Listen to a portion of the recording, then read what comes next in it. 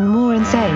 The end of the world is tomorrow. Tomorrow. He's going for it? There's only one thing to do when the world is falling apart. Listen It's to not Basil even and on Gonz as Twitch they yet. discuss this week's news and events through the lens of Bible prophecy.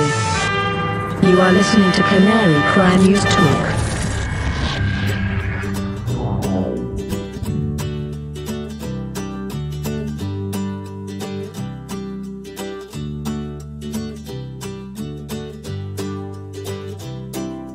You're just not going to talk.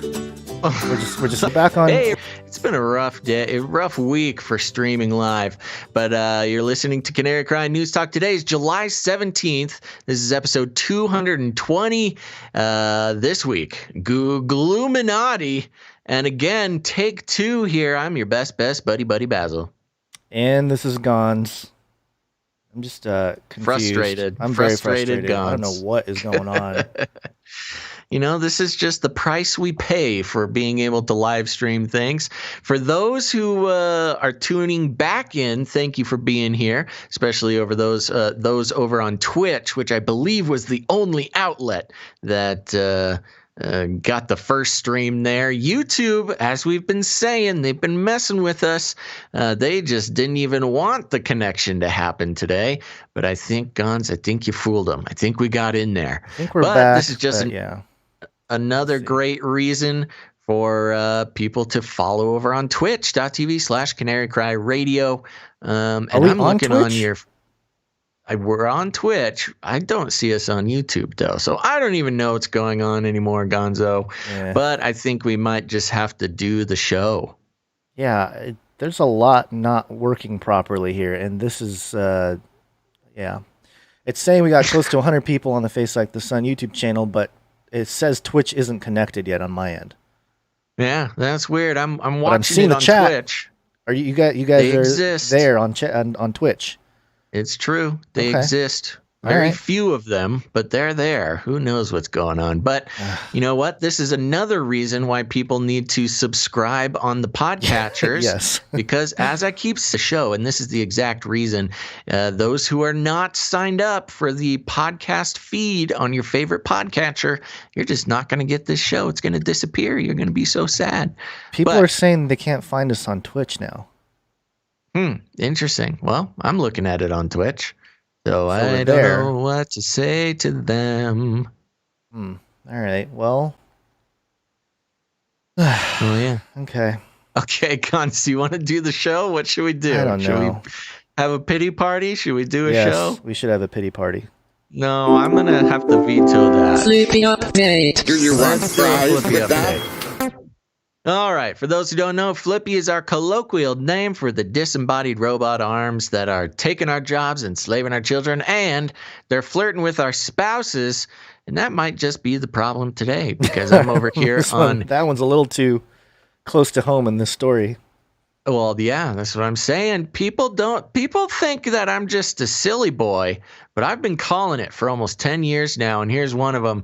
I'm over here on newscientist.com, a news outlet to which I do not have a subscription, so we don't get the full story, but we get just enough to be dangerous.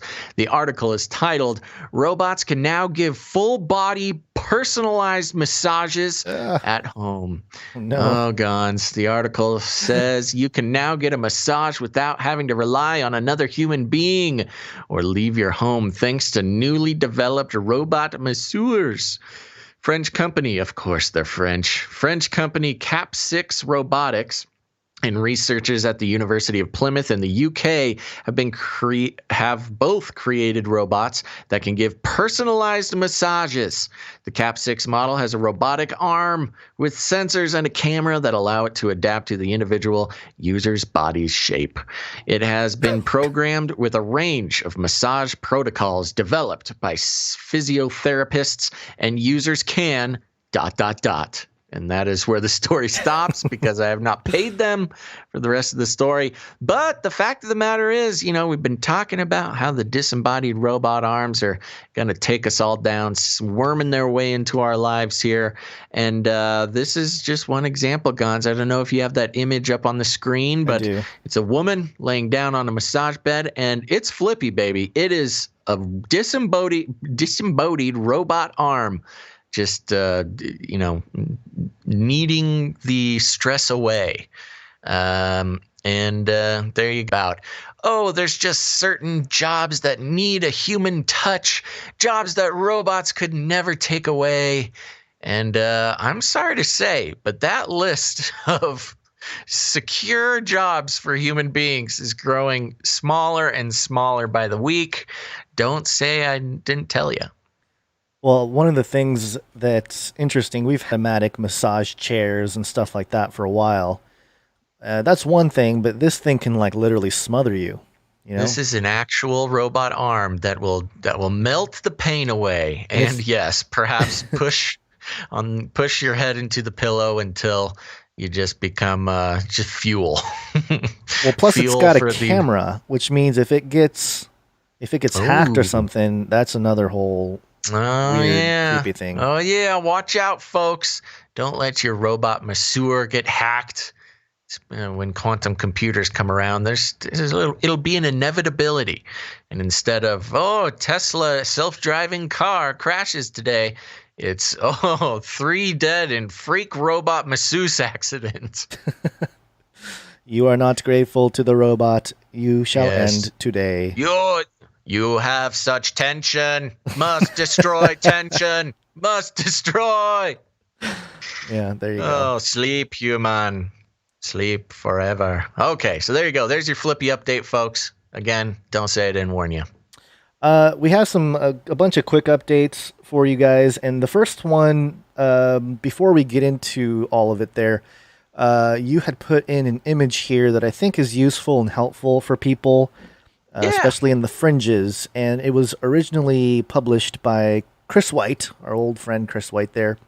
Yep. And he made a Mark of the Beast flowchart. Is it the Mark of the Beast? I love this. This is what the world needs. Yeah, this is what we need to debunk Kanye's claim that the vaccine itself is the Mark of the Beast. Yes, of course, we're living in times where the vaccine is the mark of the beast, the mask is the mark of the beast, the COVID RFID. ID is the mark of the beast, the this, the that, everything. So we have here a helpful flowchart courtesy of our good friend Chris White. So, when you're running around making claims of Mark of the Beast, put it through the flowchart. We've got some architecture here that will help us determine what exactly to be worried about. What do you think, Guns? You want to take a step-by-step? We can do it real quick. Yeah, so this is basically you answer yes or no, and depending on your answer, you will know if it's the biblical Mark of the Beast or not. And certainly, we're not saying that, the vaccines are therefore okay, or RFID chips in your arm is okay. We're not saying that, because obviously those things are problematic just from a basic ethical standpoint. But is it the prophesied Mark of the Beast? And this is something I've always said, and in line with Chris White here, is basically that, yes, there are definitely a lot of things about what's, being pushed out there now that resemble or have components of the Revelation 13 prophecies. But there's a lot of biblical context, even within the chapter itself, that often gets ignored with the whole thing. So, okay, yes or no? Is it required for everyone in the world to have to buy or sell? Yes or no? If you answer no, it's not the Mark of the Beast.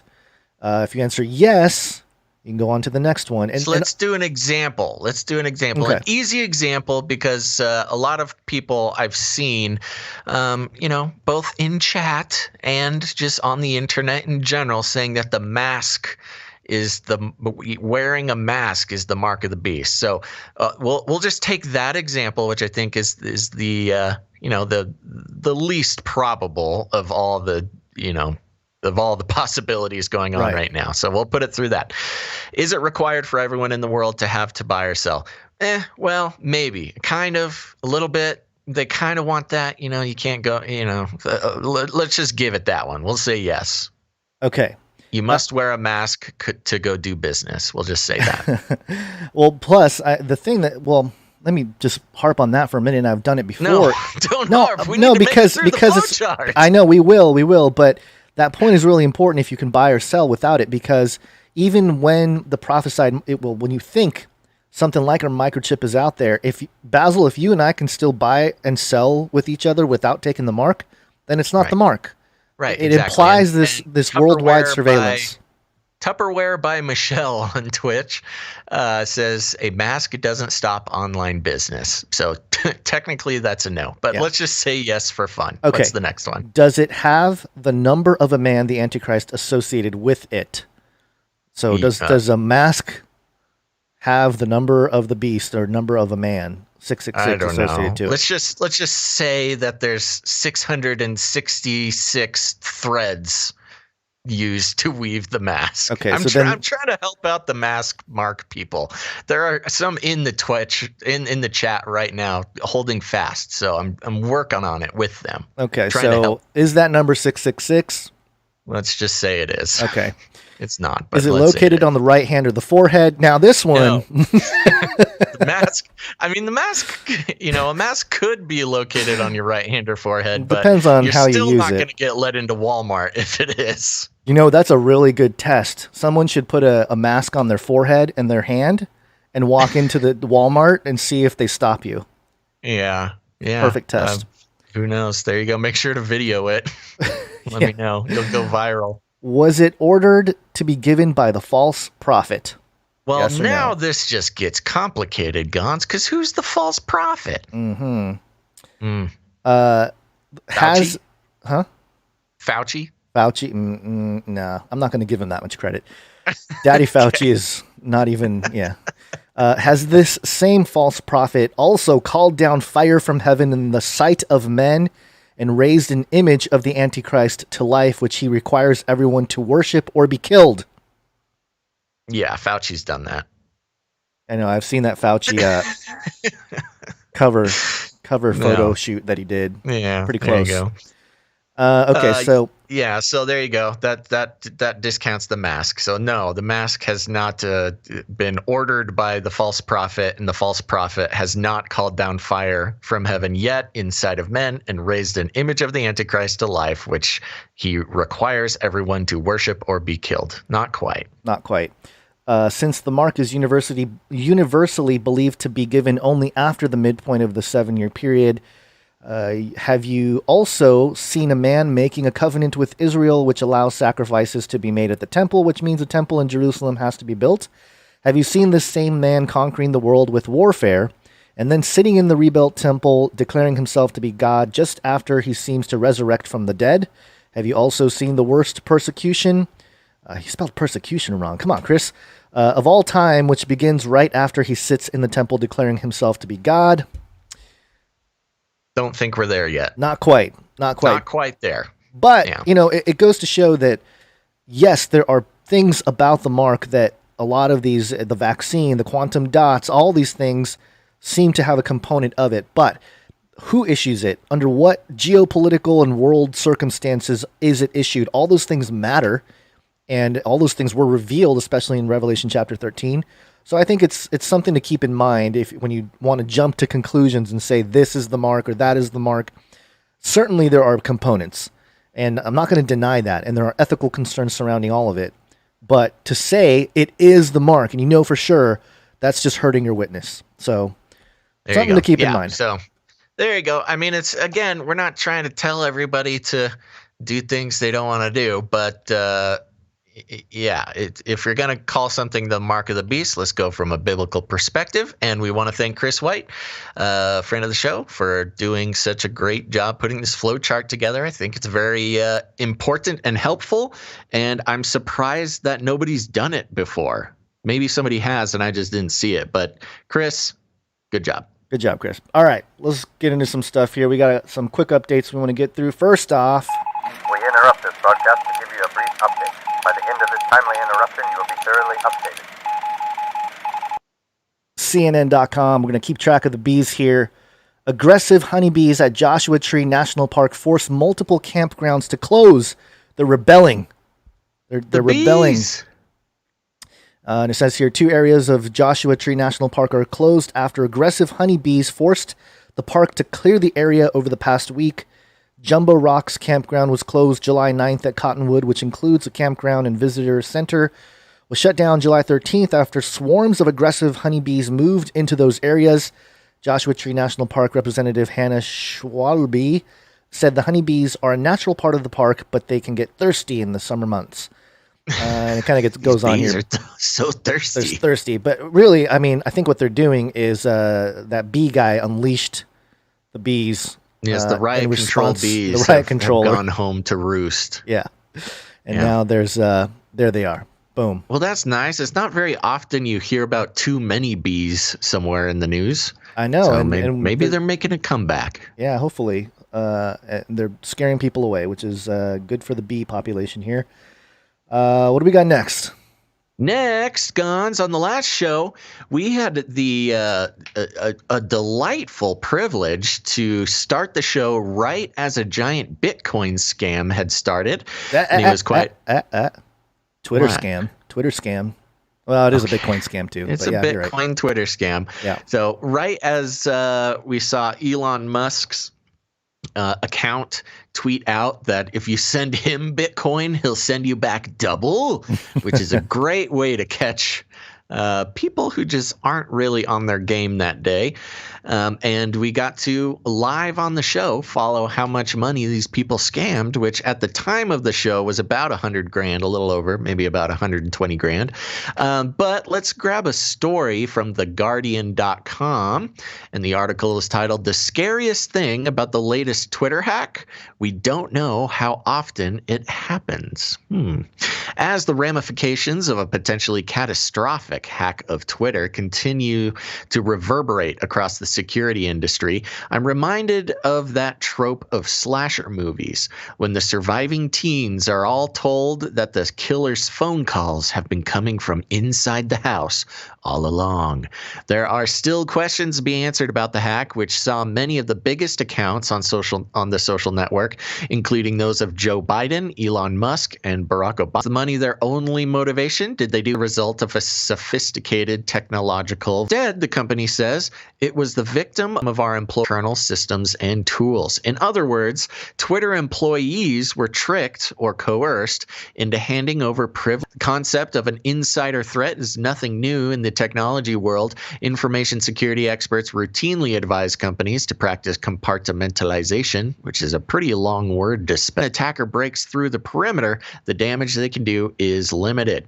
Those limitations also serve to guard against the threat of a rogue employee. If you make sure to limit access to financial records, for example, to those who work in the finance department, you will make it harder for a hacker to steal details. And you will also make it harder for Frank, who works in sales, to sneak a peek.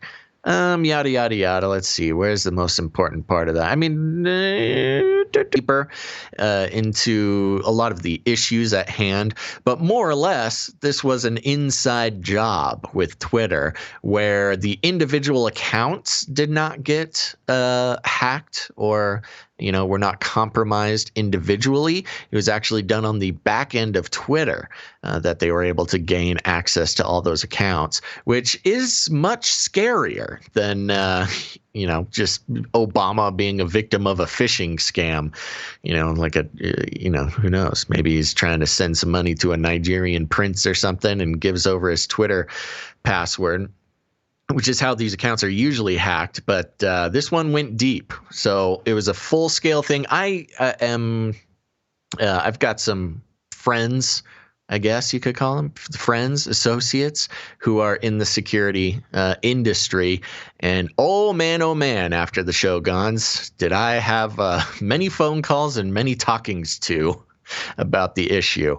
But yeah, pretty big deal, especially since there was nothing any of those account holders could do about it. Elon Musk famously, participating, hiring whole companies and teams to protect his personal accounts and things like that. So at least nobody gets fired from Elon Musk about these ones. One of the reasons why Trump wasn't hacked was he's on like a whole different security level. When somebody like deleted his account or something a while ago, and so they got some extra protection for his account. But this actually, to me, I have a theory about this whole thing, this false flag theory of the whole situation here, and it's possible that somebody from within Twitter was paid off to actually do this, who knows the actual agenda? I don't think it's just a Bitcoin scam. It could be, but Right. and by the way, Well, the that was Bitcoin. the thing. The Bitcoin that they actually got out of it did not seem commensurate with the Well, yeah. the Okay. scale So of the scam. They only pulled 120 grand out of it. yeah. That is a lot of work for 120 Well, grand. first off, we don't even know if the that 100 grand was actually from individuals sending money, legitimately sending money, thinking that they're getting money back. It could have been the scammer team or whoever they are, the hacker team, doing it to make it look like there's actually money being Sure. moved. That's number one. The Number thought two, quickens. I think that this has something to do with testing out some newly acquired software. So I have a link here, crowdfundinsider.com. This was published on July 12th. US Secret Service has awarded 4-year contract in Coinbase to use its blockchain analytics software. And and Coinbase claimed here, and I mentioned this in the video on the FaceLikeTheSun channel. First off, they made a public records reveal that a law enforcement agency has awarded a 4-year contract to Coinbase, which became effective on May 10th, 2020. According to the records, the Secret Service has finalized a $183,750 contract to use Coinbase Analytics for a 4-year period. Now, first off, $183,000 for a 4-year contract with the Secret Service seems like not a lot of money. Nothing at all. Yeah, nothing. Second of all, it says here Neutrino, which is the I think it's the software or the software program they developed. The founding team was allegedly involved with the hacking team, an Italy-based spyware company. However, the exchange claims it's not working with any members of the hacking team. Coinbase says that its analytics software doesn't use any internal customer data. They also claim that the software obtains data only from publicly available external information, which is the blockchain. So I think this was a stress test to see how well they can actually maybe track some of this stuff, not just the hack from within, because it just seems really unreasonable that Twitter, the company that spent thousands of dollars, even with social engineering involved, would so easily be hacked like that with people from within being compromised somehow, unless they were paid off. And I think I did see some reports of the gray market looking for some people that can maybe help out in this type of social engineering endeavor. So I don't know. The whole thing smells fishy to me. I feel like this whole thing was done as a way to test out certain systems, not just with blockchain or Yeah, if nothing else, could just be some corporate espionage, Mark could be. Zuckerberg getting in there trying to take down Twitter from the inside. Yeah, that's doing true. some social engineering, breaking down the trust of the system and inciting fear in all Twitter users. Yeah, totally possible. So it could be all those things all at once. Yeah, and the thing that I think we have to keep in mind is there's some screenshots that were leaked of the dashboard of some of these behind the scenes, I guess just the dashboards of people that are within some of the blue check mark, not the actual accounts, but like from the Twitter end, and they can see everything. The thing was they disengaged the 2-factor authentication, which suggests again that this was a Twitter level hack, not like an individual hack. But all the DMs were shown, and who knows what kind of screenshots they were able to get of, Obama and some of these guys, Biden. I don't know what kind of DMs they're sending on Twitter. Just chatting it up. With chatting it up. Who knows? With some underagers or something. That kind of stuff might come That's back. a conspiracy theory, Gons. Hey, I'm just saying, man. Sensational. You never know. This type of thing can feed into the whole WikiLeaks political, craziness later on. Sure. So Yeah. it could have been one of those jobs, where they went in there and make it look like a Bitcoin thing, but in reality, they just needed to get some intel on the Antichrist Obama. Oh, jeez. Well, that is interesting. I mean, and the big point of that is they didn't get that much money. Like, if it was a scam for money, it didn't do very well considering the was scope. a fail. Yeah. So the Bitcoin scam seems to be sort of a red herring when it comes to, the ultimate goal of this whole thing. But very interesting. Twitter users beware. Okay, I got another update here for you. Gonzo. I'm over here on yahoo.com. Kanye West to appear on Oklahoma ballot despite possibly quitting the race already. That's right. Kanye threw his hat in the ring to be president and then quickly withdrew it, but the article reads, Kanye West's alleged presidential campaign may or may not have already come to an end, but he's now set to actually appear on one state's ballot. West, who claimed in a tweet earlier this month he was running for president in 2020 election despite having not yet taken any steps towards doing so, will appear on the ballot in Oklahoma, USA Today reports.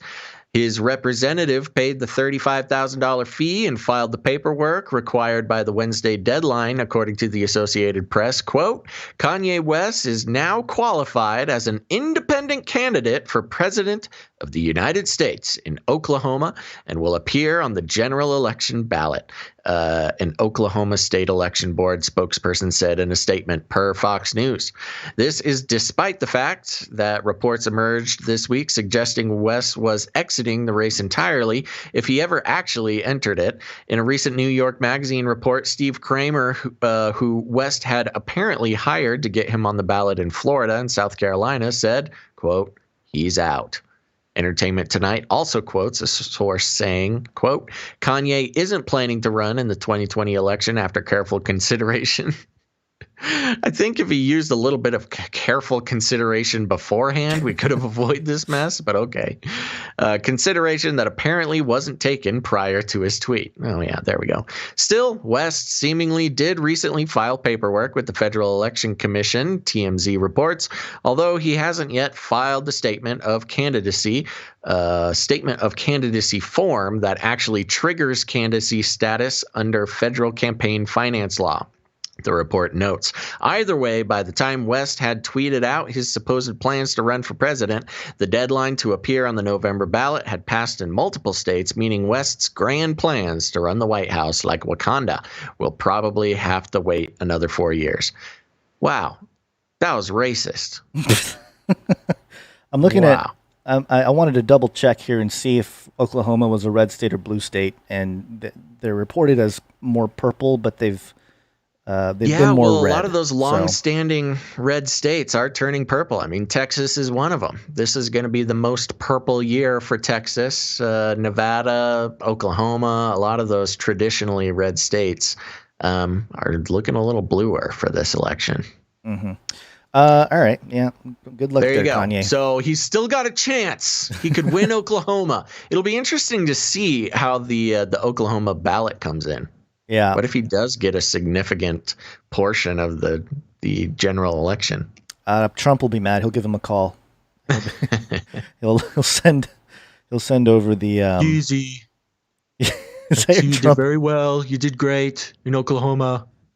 No, he's going to threaten him with the super duper missile. I call it the super duper missile. Incredible. He's going to threaten him with that. So, all right, we got to get through these updates. I know we do.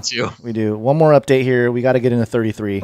33 is the number of completion of the Great Work. The first Temple of Solomon stood for 33 years. David ruled for 33 years in Jerusalem. The Masonic Order divided into 33 symbolic degrees. There are 33 segments in the human spinal column. Jesus was crucified in the 33rd year of his life. All right, so we always point out all the 33s. This is probably the most disturbing one that I've seen in a while here. And melt those babies into candles. This is from CNN, thanks via MSN.com. Fahim Selah, 33-year-old CEO of Gokada, found dismembered in a New York apartment, law enforcement source say.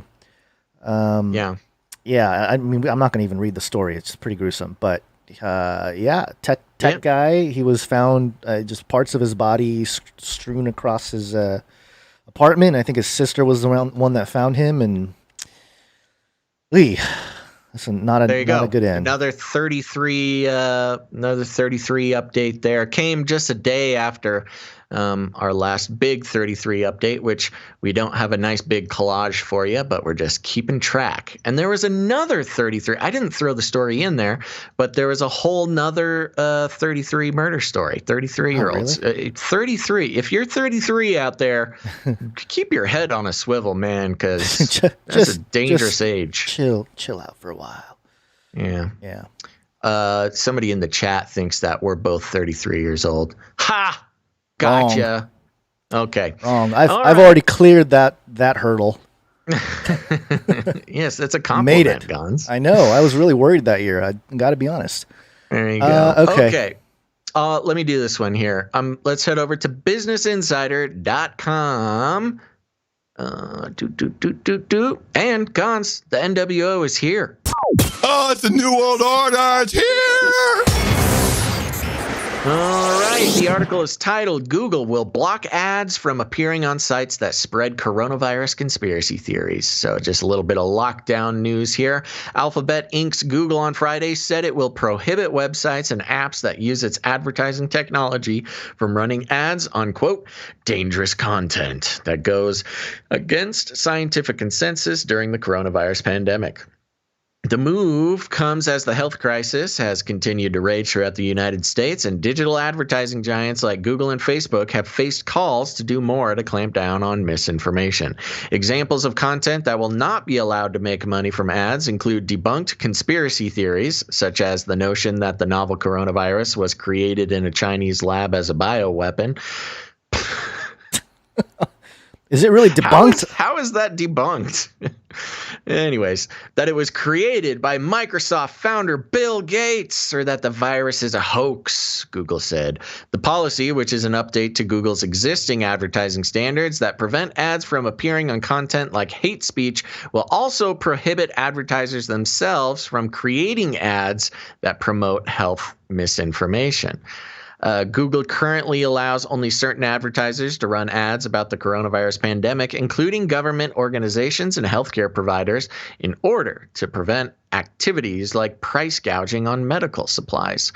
So there you go, Gons. They're cracking down. No longer can you profit off of the misinformation of coronavirus pandemic, like Bill Gates and all the things we talk about all the time. Another reason why we do not believe in the advertising model, because can you imagine if we relied on advertising to sustain ourselves? They would just cut us off and the show could not continue. Yeah, it was really helping me out for a little while there on AdSense on the Face Like the Sun channel, but of course they pounded that down a couple years ago. They slashed the amount that people like our channels were making, and then now I'm completely demonetized. And at least I guess I should be grateful that they haven't deleted my channel yet. But there's a part of me that's like, YouTube, just end the suffering. It's kind of like if you want me gone, you have me in this weird hiatus where you delete some videos and demonetized and change stream that's the keys. Point. They're very smart. It's social engineering. They're making They want to make you impotent in just enough to where you keep putting videos up. They don't want to discourage you and make you go to some other platform. Yeah. So they keep your numbers right around a number that is impressive enough, but you can't gain any more. And they'll let just enough people see your videos that you keep making them and putting them up. Again, don't switch platforms. But anything more than that, and it's, good luck, buddy. Do you remember when Google's whole thing was don't do evil or don't be evil or whatever? Mm-hmm. And I remember when they dropped that as their thing. I mean, they were kind of evil before anyway. But when they dropped it, people were like, oh, they're going to be super evil now. And everyone was like, no, they're not going to be that evil or more evil than they already are. And now it's like, yeah, this is pretty evil. And, this plays into a theme that we've been touching on multiple times here, especially since the whole Rona thing. But it's this whole division of creating the scientifically or the compliant folks of the scientific dictatorship and those that will be warred against as and labeled conspiracy theorists. And and that whole divide and conquer thing there. This is another way to do it, is to if you're losing advertiser money, that's the fastest way to shut people down. And so now I guess the crackdown financially or economically is the most powerful tool. They're wheeling it out now. So anytime you have any conflicting views to the I think what did they call it? The scientific consensus. Is there scientific consensus on like anything related to the pandemic? Whatever Daddy Fauci says, I believe. Science is truth. That's right. And yeah, kind of speaking of the same beast system here, I'm looking at our Twitch ranking on the talk shows and podcast category, which is where pretty much up until Monday, we would rank in the top 5 shows whenever we went live, and we are not even listed. So we've been completely cracked down upon. Oh, if we had a good run, Gons. We did. It was a good couple months on Twitch there. Yeah. Now we can go reach out to the 0 people on DLive. I know. Wow, this is pretty incredible. You know what this means, Gons? This is actually great news. This means we can just take it easy. We don't have to spread any more truth, and we can just make the cat enthusiast podcast that we've always been dreaming of doing. They've done it. They've convinced me to stop. They've done it. They win. Sarcasm is a hard thing to communicate, people, but I try my best. Okay, so there you go. Yes, a very hard crackdown on quote-unquote misinformation. So, and let's see here. What else you got? Well, we know the artwork for this episode is the all-seeing eye holding the coronavirus thing, and the colors of the all-seeing eye are all Google. So I wanted to touch on a couple more Google things that are going on. And one of them, this is Forbes here. And this, again, ties right into that scientific dictatorship here. Google offers 100,000 scholarships. Here's how to get one. It says here, Google is giving away 100,000 scholarships so you can earn an online certificate in these 3 areas: data analytics, project management, and user experience design, or UX. Here's the kicker. Google will treat these online Google career certificates as the equivalent of a 4-year degree. What? Who will treat it that way? Google? Google. Oh, interesting. Yes. So you don't have to do a 4-year degree. You can just take their little class, get indoctrinated, and join Skynet and help destroy humanity. The equivalent of a 4-year degree if you apply for a related role at Google. There are 3 new Google career certificates that you can earn. 1, data analytics. Google says that data analysts can earn $66,000 a year median. And analyze data and make data-driven recommendations to inform essential business decisions. The certificate provides the tools for, quote, navigating the data lifecycle using tools and platforms to process, analyze, visualize, and gain insight from data. Yeah. Number 2, project management. Google says that project managers can earn $93,000 a year. That's a median. And help plan and oversee projects efficiently. Google says this online certificate focuses on, quote, the foundations of traditional project management while also offering insight into agile project management. Don't know what that means, but what's agile project management? Basil, you're more in tune with the business world there. Yeah, agile is basically just a system of developing software or running a business. It's just like a fancy, it's actually an acronym. I forget what the acronym means. Oh, it is an acronym. I was going to say agile as, the word meaning that, it's just like flexible. Yeah, they kind of use it interchangeably. It's supposed to help businesses, be agile. Right. But yeah, this is interesting because in this world where, especially now it started with millennials, our generation, where it's kind of like, well, I guess we'll go to college, but what's even the point? It's a new age. We just go make an app. Why do I need to go to school if I can just make an app? and the conversations about the rising cost of college and, all that kind of stuff, issues with the American educational system. But now the Gen Zers are even deeper in that hole, and many people choosing not to participate in the collegiate system. But what Google's doing here is saying, fine, don't go to college. You can work for us. You take our little class. We'll treat it as a college degree, and you can work for us. The problem is it's a little bit of a trap, and people aren't going to realize this until it's too late. Yeah. You spend all the time and money taking the class, you get your job at Google, suddenly you are stuck at Google. Yeah. You don't actually have a college degree, and you can't take your little Google class to count as a college degree to some other, show burps, to some other company.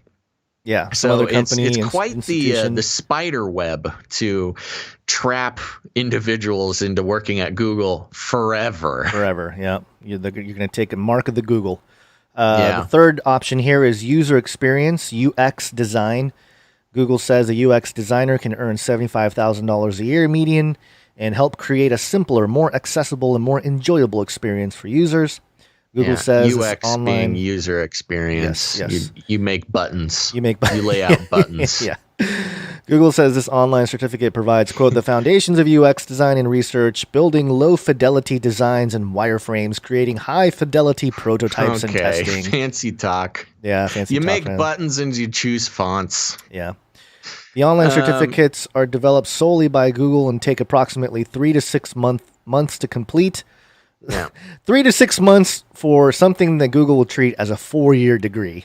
Well, that's the point. You make it easy enough, you make it cheap enough, and you make enough promises.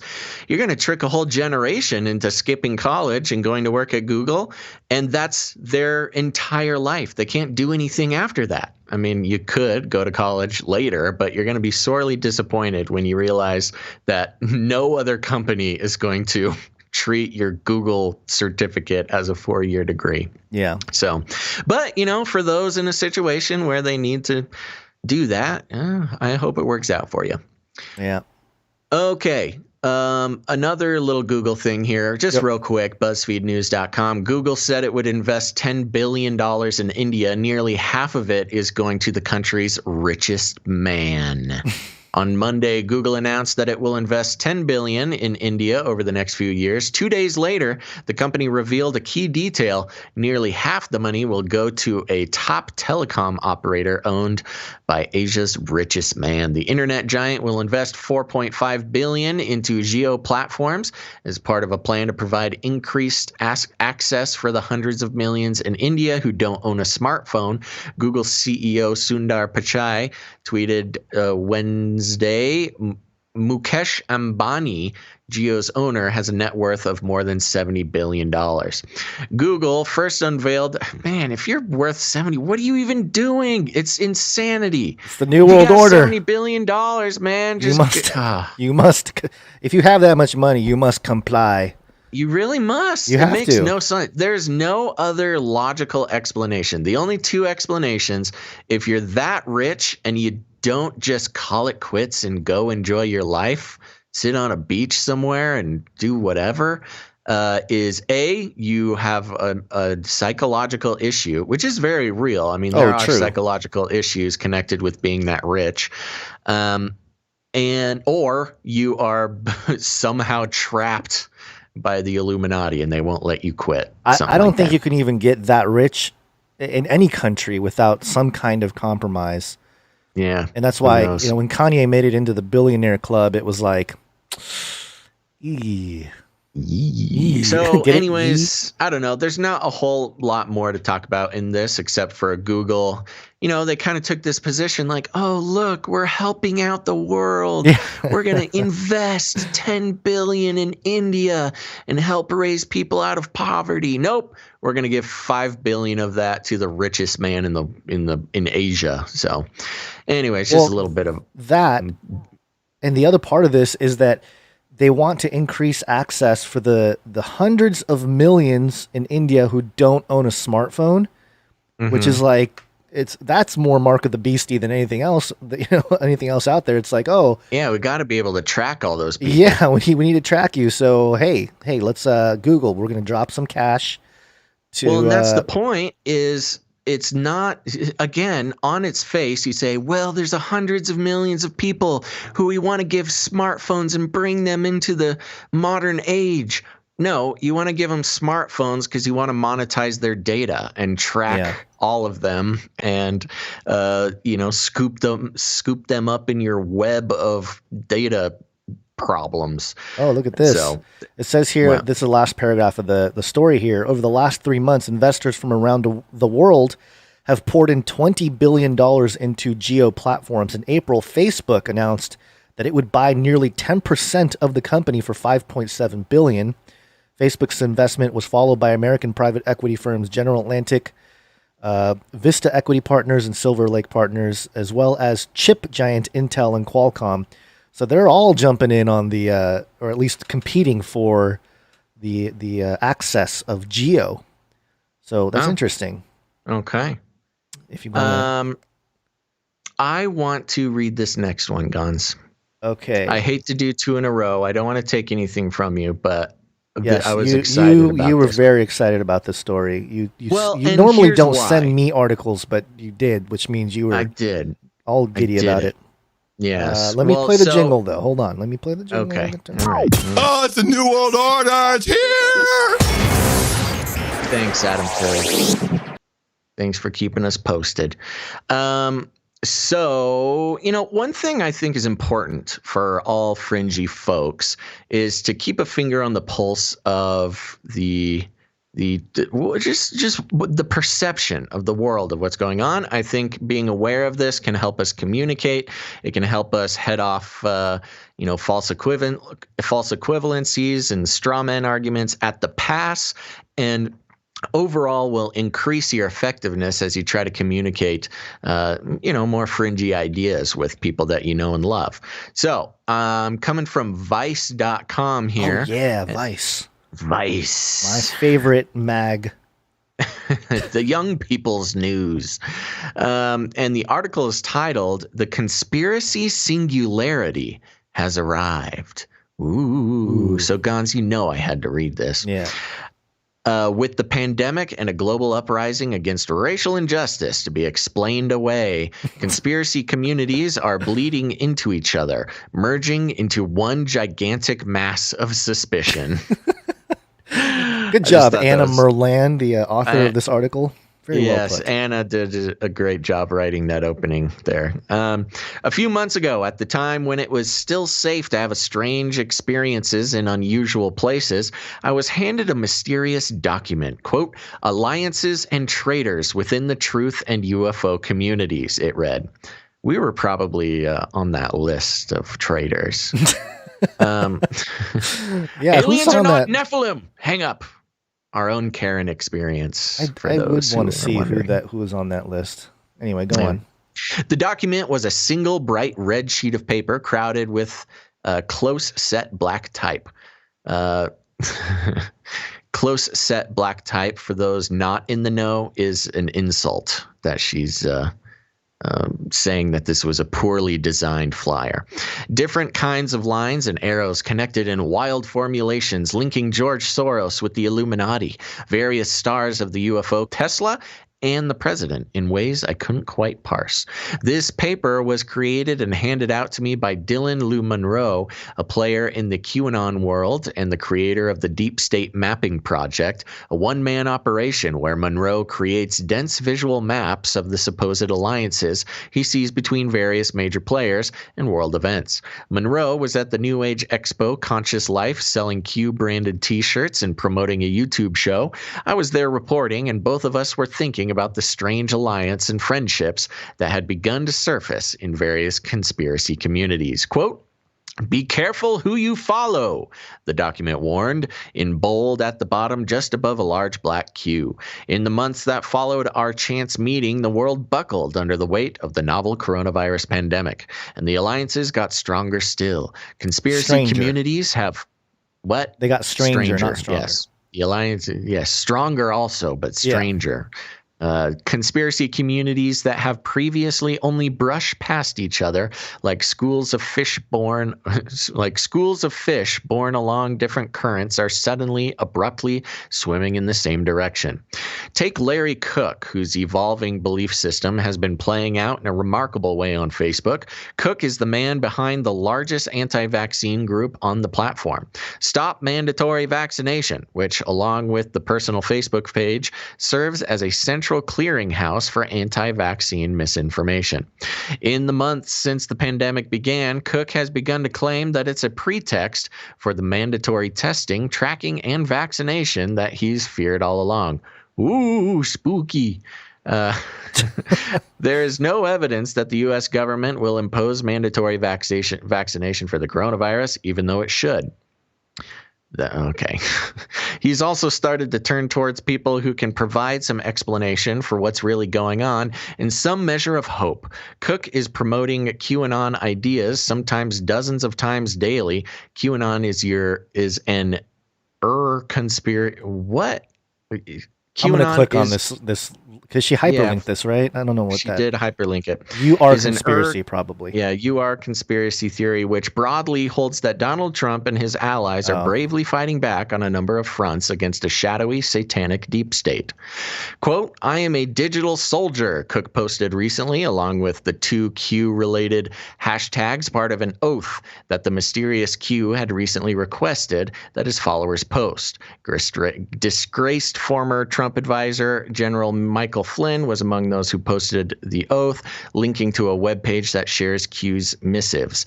Cook added in another post, quote, discover why we have a lockdown and mask requirements for the healthy. Cook didn't respond to an email from Vice News. Cook isn't an outlier, as Mother Jones, I love this, as Mother Jones recently noted. Coronavirus and the general uncertainty of the times we're living in have aided the spread of QAnon specifically.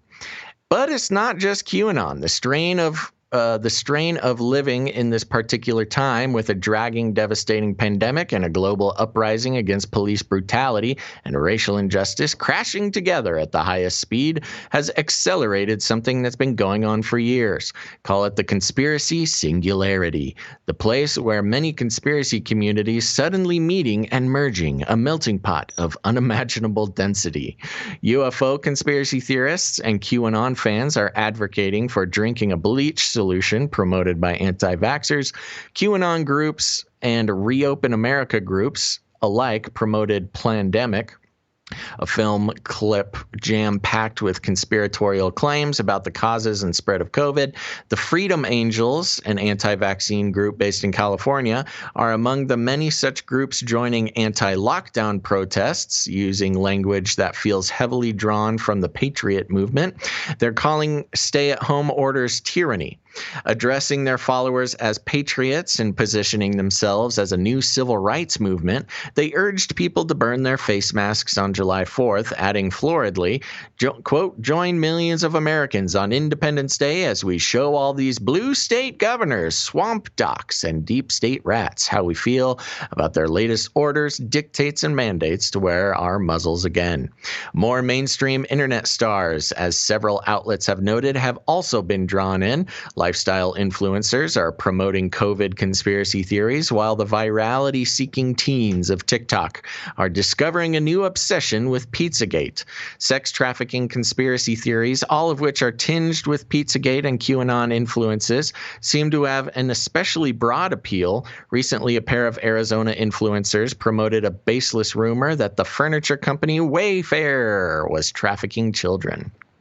The trend towards a kind of disturbing unity is distilled in the hashtag COVID-911, backed by a lot of powerful players in both anti-vaccine and QAnon circles. It holds that what we're living through, the pandemic and the protests against police brutality alike, is all a massive hoax designed to sway not just the 2020 elections, but usher in the New World Order. Not long ago, Joe M., a major QAnon promoter, released a video which is still up on multiple platforms, even as it's marked as false information, calling the pandemic, the protests, and of course, the push for nationwide mail-in voting as part of a coordinated irregular warfare insurgency with multiple aims perpetrated by the deep state. The 9-minute clip throws in a dizzying cocktail of claims touching on virtually every conspiracy of the current moment, managing to claim that the murder of George Floyd was mysterious and not what it seemed. That social distancing was perhaps a pretext to halt grand juries so that President Obama couldn't be investigated for spying on the Trump campaign, and of course that violent paramilitary group Antifa had been given free rein by Democratic mayors to wreak havoc on city streets. Quote, COVID-19 is being sold as a natural event, Joe M. intoned over grim violin music and a shot of Nancy Pelosi taking a knee in kente cloth. Quote, but we see now it is an attempt by enemies of humanity to hold on to power. After November, they stand to lose it all. But they will do everything to keep the crisis alive and the people in fear. The last minute of the clip features shots of news reports about a feared second wave of coronavirus. The implication is that, too, is part of the program to keep us afraid and shouldn't be acknowledged or believed. Okay, Gons, I know I did a lot of reading there, but are you following along? I am, yeah. Okay. So so just as comment on the first half here to give people a break from hearing me read, it's really interesting to hear all the way that they who is this? Anna? Is her name Anna? Who are you, Anna? Yes, Anna. Sort of.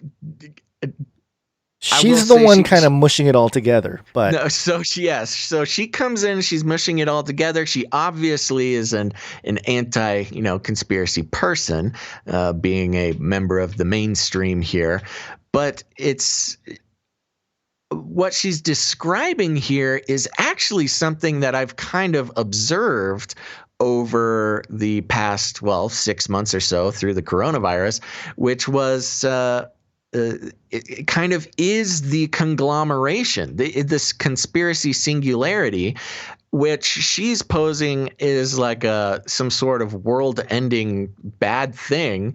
But in the view of a conspiracy theorist, it's like, yes, of course these are all connected.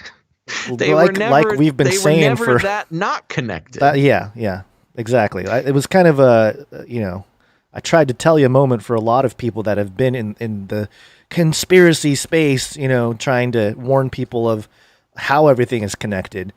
But of course, there are some wild claims within all that. And what I've noticed also, that, she really goes after QAnon. It's really interesting how the QAnon angle of this has become the poster child of conspiracy theories.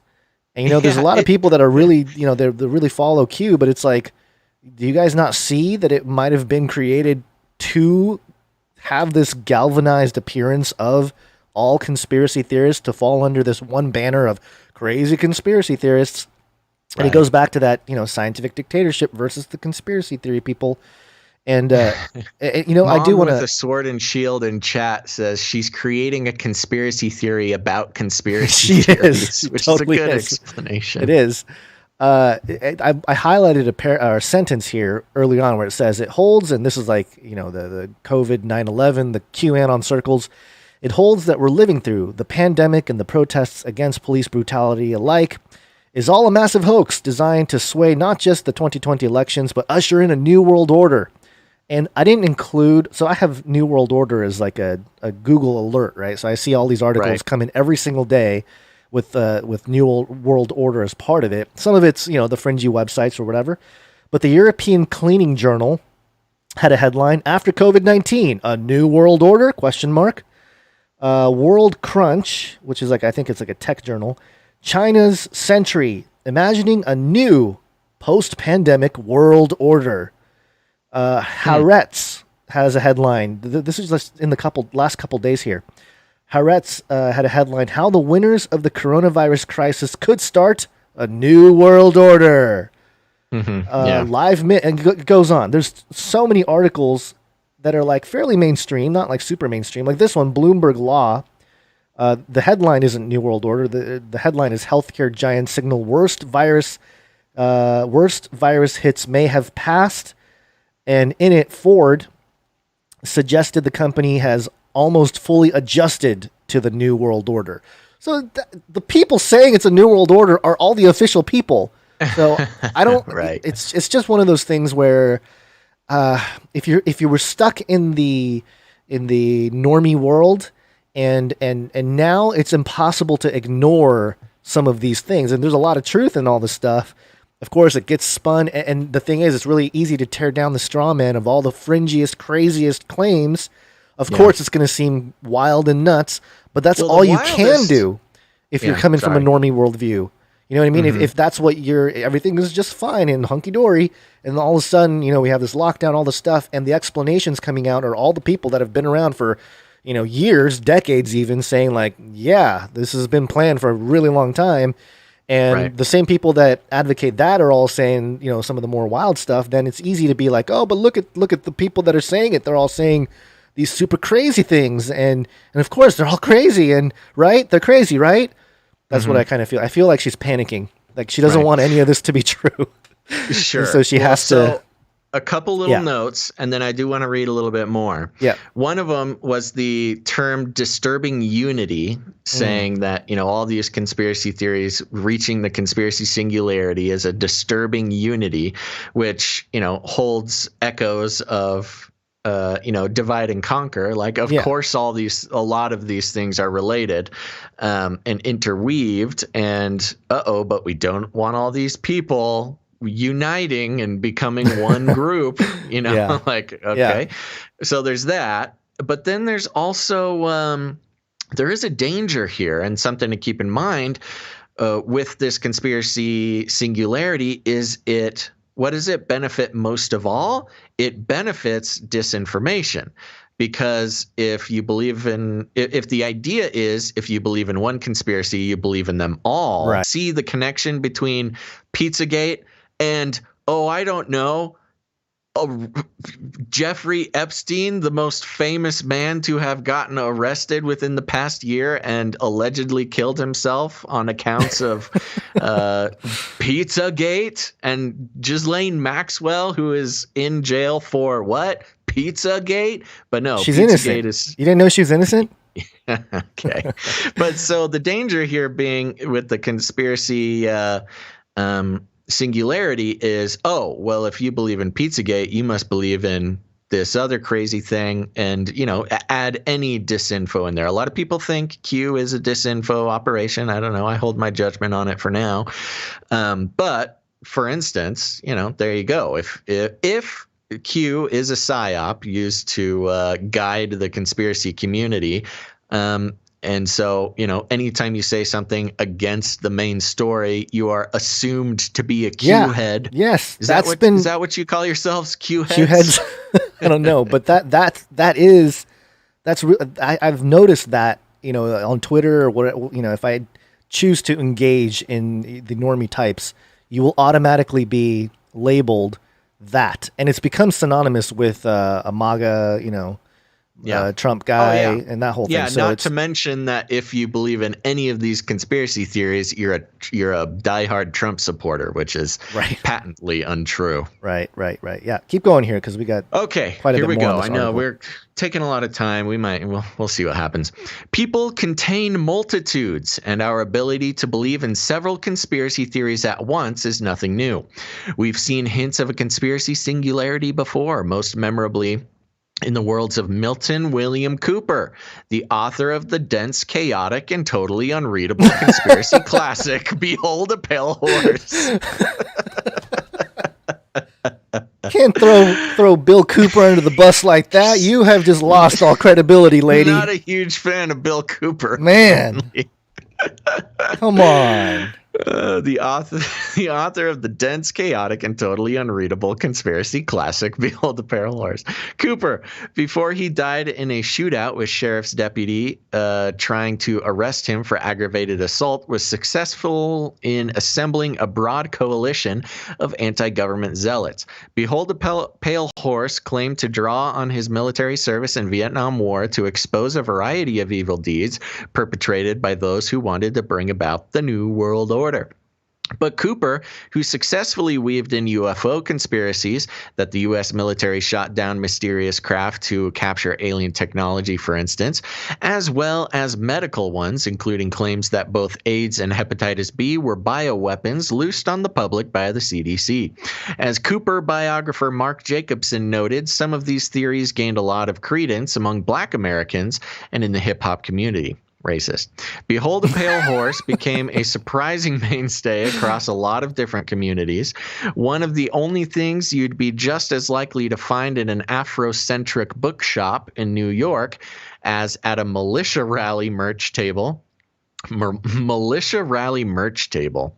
It showed that UFO researchers and heavily armed self-proclaimed patriots had some kind of common language in the view of the world, or at least places where their worlds overlapped.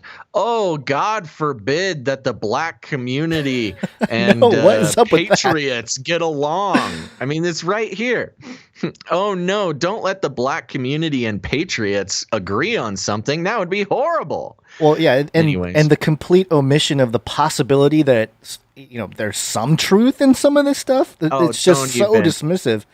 Don't even try, Gauntz. I know, I'm trying. We need to reach out to this lady and learn or something. One devoted fan of Cooper's radio show was Timothy McVeigh, who went on to bomb the Alfred P. Murrah Federal Building in Oklahoma City, killing 168 people.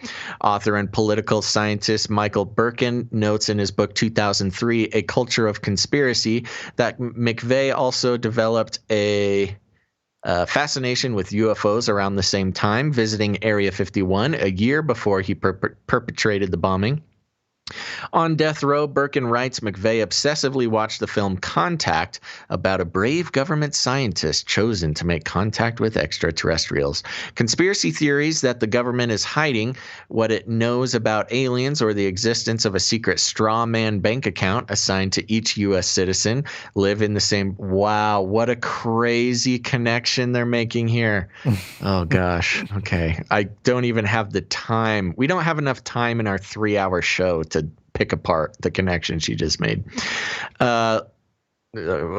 Conspiracy theories that the government is hiding what it knows about aliens or the existence of a secret straw man bank account assigned to each U.S. citizen live in the same place. Theoretically speaking, in this book, Birkin referred to these realms as the domain of stigmatized knowledge.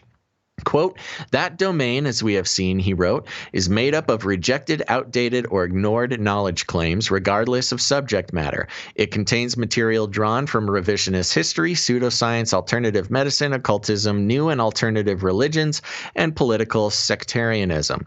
Despite these differences of focus, all share certain overarching similarities. The disdain or disinterest of mainstream institutions, check, along with the common outsider status conferred by that disdain or disinterest, and a consequent suspicion of the institutions that have excluded them. Barkin's book is broadly about the approaching conspiracy singularity, focused, blah, blah, blah. We don't need to, let me browse. Yeah, okay. Barkin's book is broadly about the approaching conspiracy singularity, focused especially on the places where far-right anti-government and UFO circles had started to merge. And the same fusions, notice how they don't mention the far-left wing of conspiracy theories. You know, there's a lot of the anti-vaxxers are actually far-left people. Yeah. But we don't talk about them. And the same fusions Barkins observed in the late 80s and early 90s between far-right conspiracy theorists and UFO believers could also be seen within the 9/11 truth movement. Conspiracy theories about 9/11 brought together the military-industrial complex critical left and the Alex Jones-tinged right, as well as what Birkin called the prophecies of Nostradamus, UFOs, and conspiracy theories about the Illuminati. The bedfellows were strange indeed, as a profile of Alex Jones from 2011 observed. Quote, it turns out that the world of paranoia is round, and 9/11, with its billowing smoke and miles of video and a cast of thousands, is the terra incognita where left and right meet, fusing 60s countercultural distrust with the don't tread on me variety. It's a circle. So again, I keep saying it's a circle. We're touching. They're stealing the our far whole left. thing. I know. Sorry, The go far ahead. left and the far right meeting in the middle there. In other words, alliances and overlaps are common and not new. There's always been cross-pollination. Michael Wood told Vice News. Wood has a PhD from the University of Kent and is an expert in conspiracy psychology. Maybe I should get a degree in conspiracy psychology.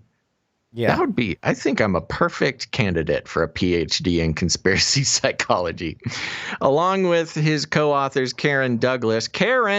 Robbie Sutton. Robbie, he published a 2012 paper exploring the phenomenon of people who now get this, exploring the phenomenon of people who simultaneously believe in conflicting conspiracy theories. That Princess Diana is alive and was killed by MI6, for example, or that Osama bin Laden both died before the U.S. military raided his compound and is still alive after those same military forces supposedly killed him. The ability to believe two things. And now this is exactly the problem. I know. This is the what problem. What are you talking about? Okay, sorry. Go ahead. Finish of the conspiracy singularity, they can't just accept that there are two different groups. There's the group that believe Osama bin Laden died long ago, and there's the group that believes that he's still alive. And they're trying to say that we all just believe both. It doesn't make any sense. Anyways, I mean, he was hired and he was part of the government or the U.S. government. He got a lot of money from the U.S. Yeah. That's not even conspiracy theory. I know, but they would tell you. Where does that put us? Anyway, go on. I don't know. We have yet to get our government check for all this important disinfo work, Gons, that we've devoted our lives to. The ability to believe two things at once, even completely contradictory things, is based on an underlying level of higher order thinking. The paper argued an overriding belief that can make even I know. We have to talk about this paragraph too. Good Lord. An overriding belief that can make even conflicting ideas make sense. Simply put, it's the centralized belief that conspiracies and hidden deceptions underpin the world and guide human events. Mm-hmm. So if you believe in a higher order, then you're a conspiracy theorist. That's the main gist of it. Which is completely hypocritical because the conspiracy psychoanalyst or whatever he was called, expert in conspiracy psychology. Yeah, that's not higher order thinking. That's not ivory tower at all. That's just hard analysis. But all these other people are insane. I know. It's so funny. Yeah. Okay. Let me see how much I got left here. Oh man, there's still a significant portion of this. Oh, she spent a lot of time on this. She really article. did. And, for the sake of time, I think we just need to move on. Well, okay, we'll give her this. Okay. It's still true that conspiracy communities used to have some degree of separation. There you go. She acknowledges that. So we'll give her that. Okay. That's it. That's all I'll give her. It sounded like there was more, but no. Okay. Well, at least we can give her that. Here we go. This might be a somewhat accurate statement here. At the same time that the conspiracy singularity starts to take shape, we're seeing a distinct collapse between the fringe and the center. Yeah. Basically saying that everything's being. Well, we are. Yeah, we are. That is a true statement. True. I think that's what we're saying too. That hey, there's no room that's what for. We've been saying all along. Yeah. She must listen to the show and hate us or something. I know. I think this is an very important article for all fringy people, truthy people to read.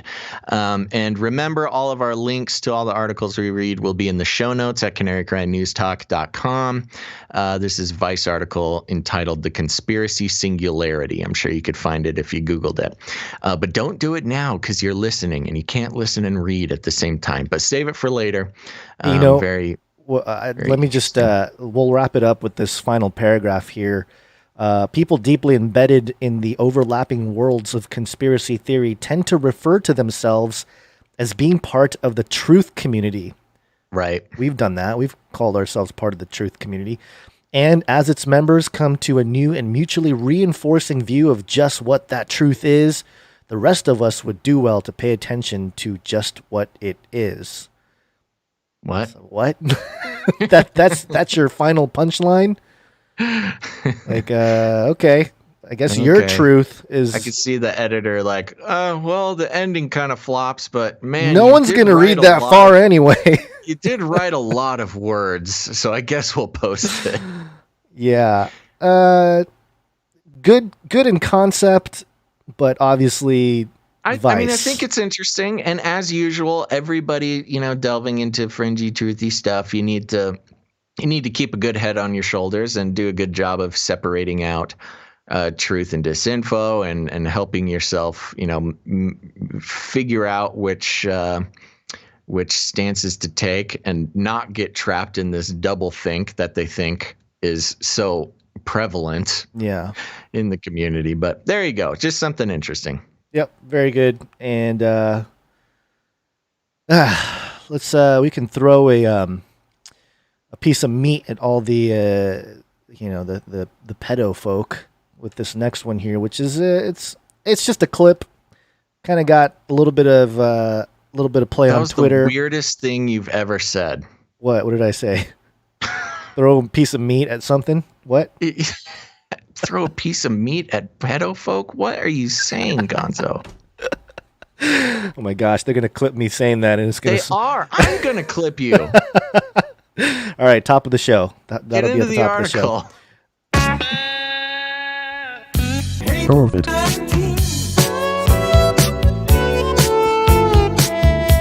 This is the very reliable RollingStone.com. Tom Hanks pleas for people to wear masks in the COVID-19 era.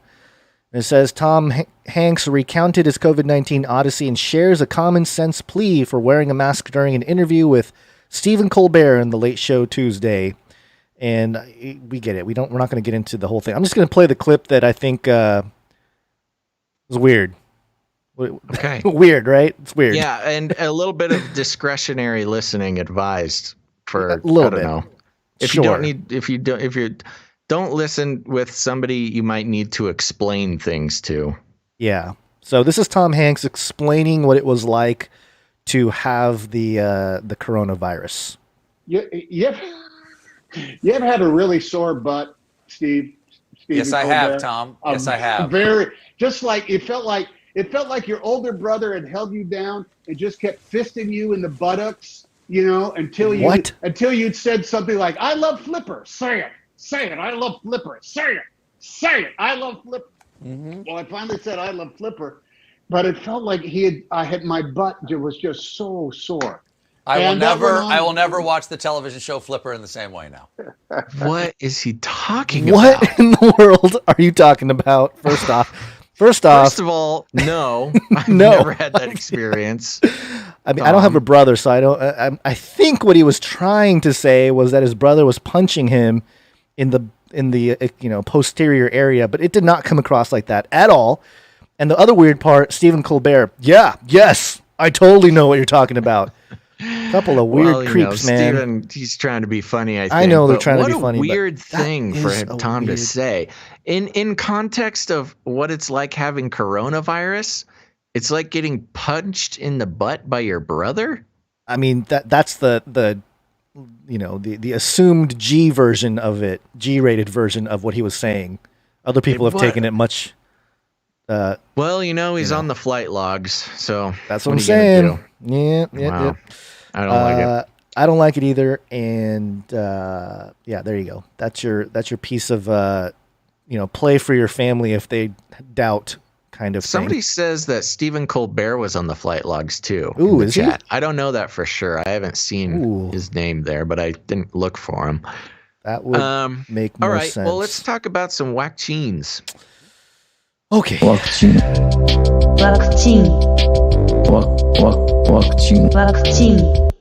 All right, we got a few of them here. This one is by the New York Times, which has a paywall, so MSN.com gave it to us. Yay! Of course, we know that a lot of these viruses, or the virus, has been a big test to see how much we can shut down the world economy and everything else. But now the WHO, the World Health Organization, asks for help fighting growing Ebola outbreak. We're back to Ebola.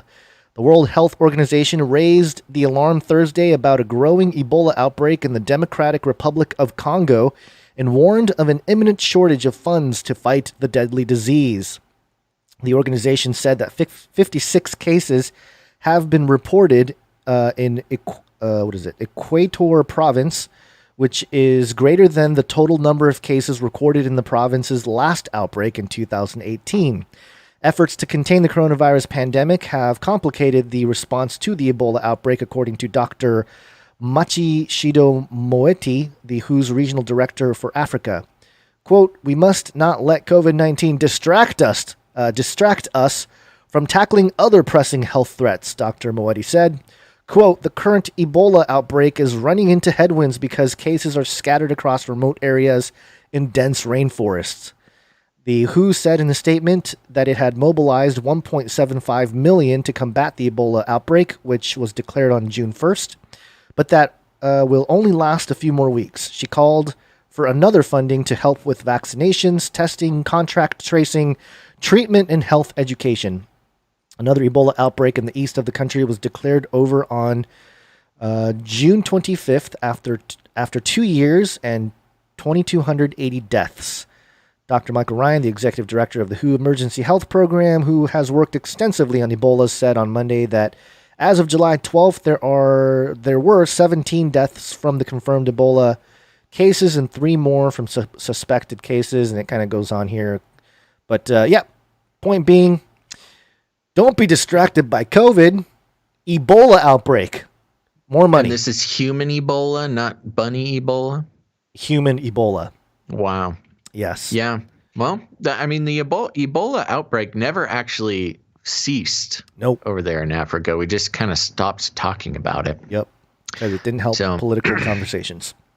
I'll give you a little update over here on CNN.com. Fantastic. I always love CNN. The communist, Chinese Communist Network. Okay. Do we get a jingle or what? Oh, you want the vaccine jingle? Vaccine.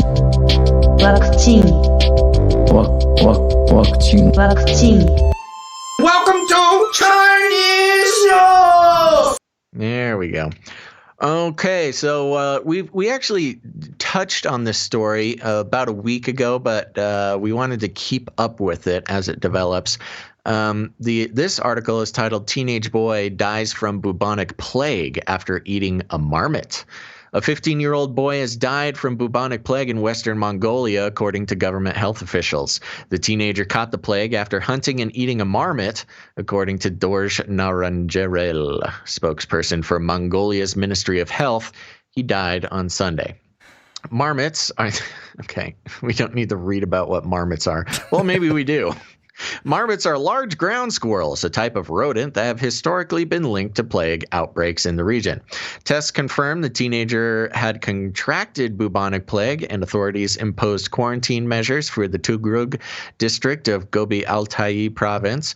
The quarantine, which began on Sunday, will run until Saturday, and authorities have already isolated 15 people who came in contact with the teenager. All of them are healthy. Rodents, quarantine the healthy. Rodents are the main vector of plague transmission from animals to humans, but the disease can also be passed on through flea bites and from person to person. Plague killed an estimated 50 million people in Europe during the Black Death pandemic in the Middle Ages, but modern antibiotics can prevent complications and death if administered quickly enough. Bubonic plague, which is one of the plague's 3 forms, causes painful, swollen lymph nodes as well as fever, chills, and coughing. Mongolia has recorded 692 cases of marmot plague from 1928 to 2018. That's quite a bit of plague. Of those, 513 died of the disease, equivalent to a mortality rate of just over 74%. Now, okay, yeah, we'll go through the whole thing. Earlier this month, 2 other people tested positive for bubonic plague in the neighboring province of Kov, prompting warnings. K-H-O-V-D. COVID. Yes, COVID prompting warnings from officials in nearby Russia. Officials from Russia's Ministry of Agriculture and Food told citizens in the border area not to hunt marmots or eat marmot meat and take preventive measures against insect bites.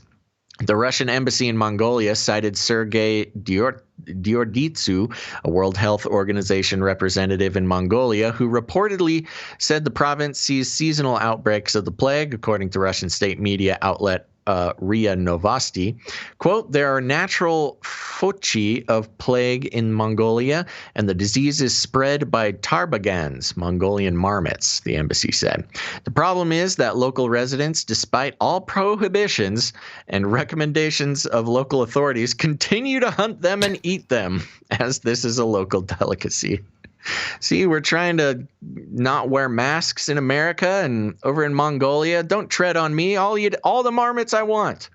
Authorities in the Chinese region of Inner Mongolia also confirmed a case of the plague in the city of Bayanur, northwest of Beijing, on July 7th, according to the state-run Xinhua news agency. Can you hear that kitten? Yes. Why are you yelling, kitten? What do you want?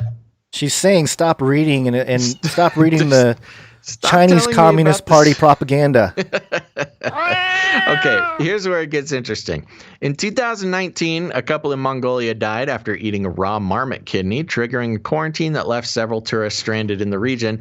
Last week, a squirrel in the U.S. state of Colorado tested positive for the plague. The U.S. reports up to a few dozen cases every year, according to the Centers for Disease Control. 2 people died in Colorado from the plague in 2015. The plague has recently made a comeback, and the World Health Organization has categorized it as a re-emerging disease. So we need a plague vaccine, Gons. Plague vaccine, Ebola outbreak, the Ronas. I mean, we are just... I know. It's over. It's not working out well for us here. Nothing's happening. Right, correctly. Okay. All right, what do you got?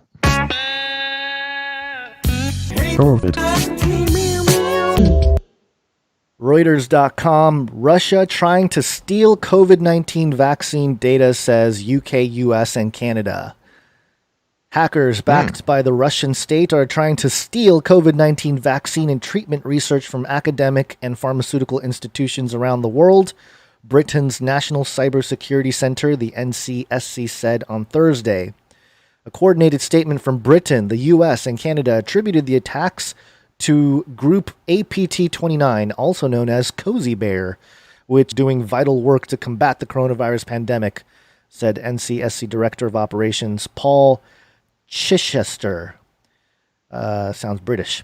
Cybersecurity researchers said an APT29 hacking tool was used against clients located in United States, Japan. In a separate announcement, the bad guys. More Russia hacking. But now it's the evils of stealing our COVID info. But why would they care? You know, the only person who would care if Russian hackers stole COVID vaccine info is the pharmaceutical companies. Yeah. I mean, if everybody's begging for a vaccine so much, wouldn't we want as many possible people working on it? So, all right, moving on. That's pretty much it. Okay, hold on. Got a jingle for this one too because, well, I don't know if I have it ready actually. Well, no. Come on. No jingle. Come on. Nothing? No, well, I was going to have the vaccine jingle, but then you said it wasn't really a vaccine story. It's not, but just do it because we like the sound of it. Okay. Vaccine.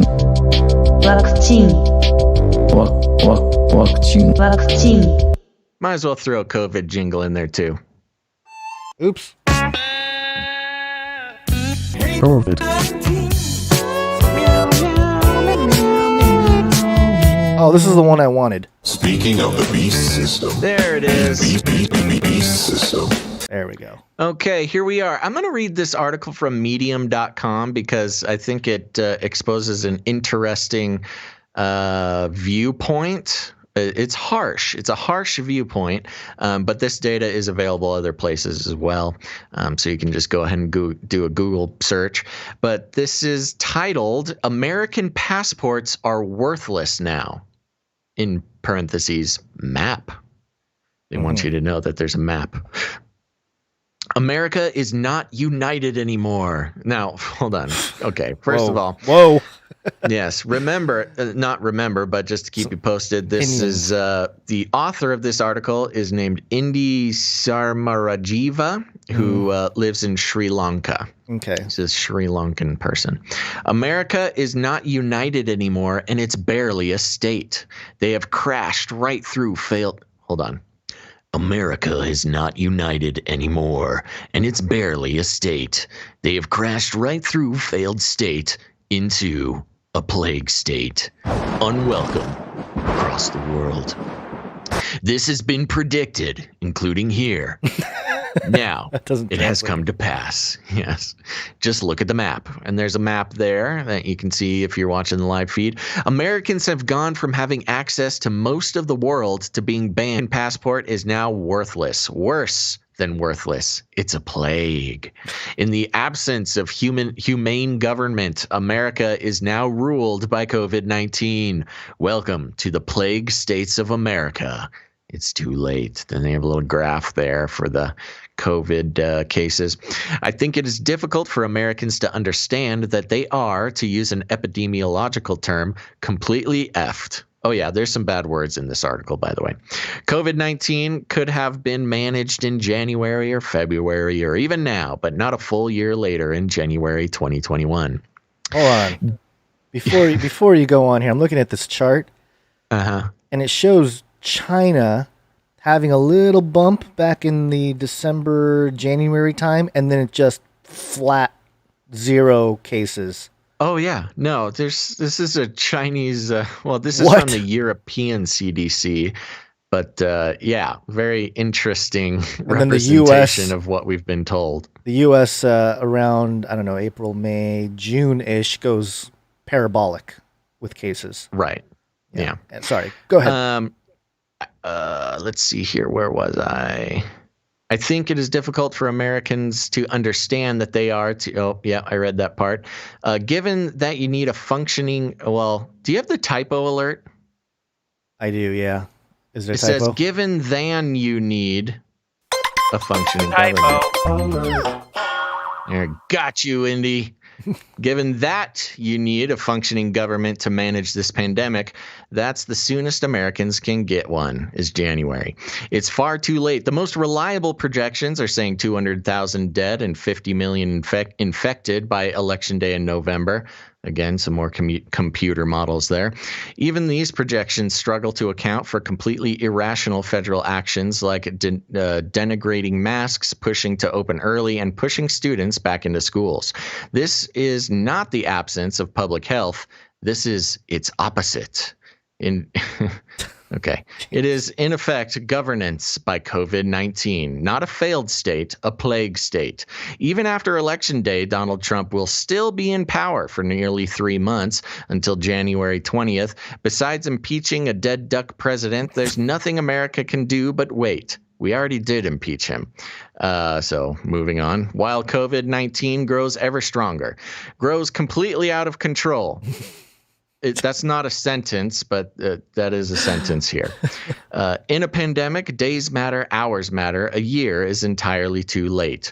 America will be lucky to exit this pandemic with less than 1 million dead and 100 million infected. I know. He's so pessimistic. No source for that. No source for any of those numbers. The living will be lucky to exit their country within the next 5 years. Welcome to the club. Post-colonial BS and racism have made my Sri Lankan passport worthless for years. Now the American passport is worse. America has crashed straight through the third world. Of all the places Americans can go, most of them are small Caribbean islands. And he's right. So basically, we can go around the Caribbean. Caribbean,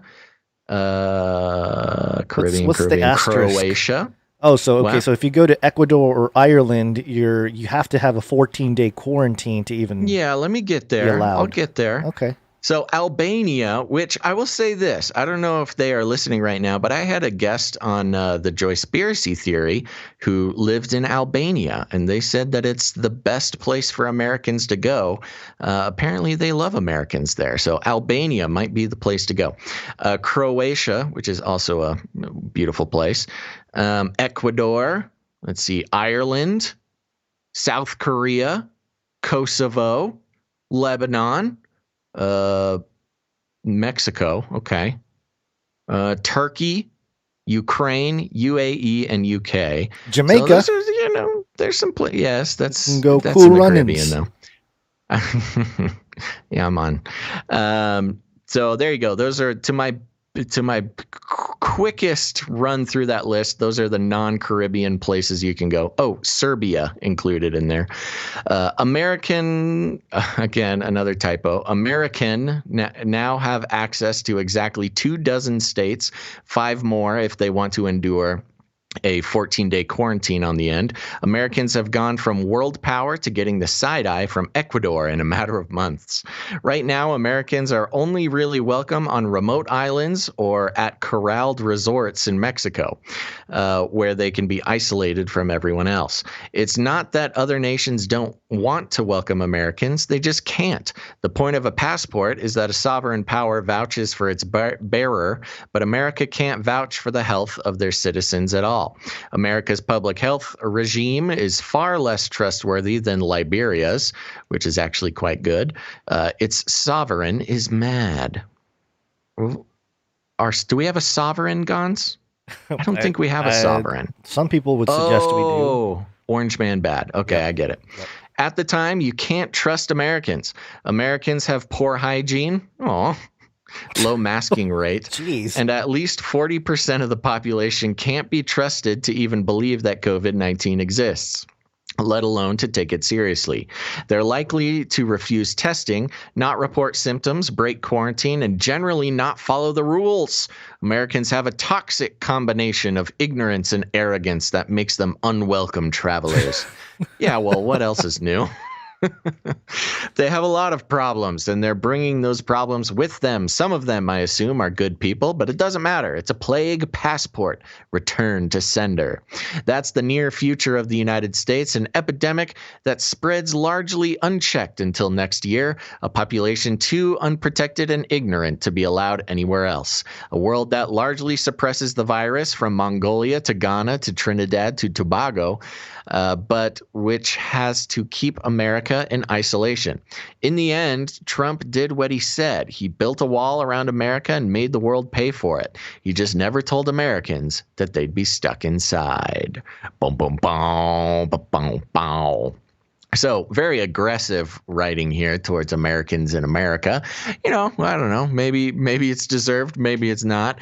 But the point of this being that it is true. I mean, Americans right now are banned from most places traveling. And when we consider, the beast system, you can almost imagine the United States, it's been talked about as it being a prison state or a police state, pretty close to a prison state.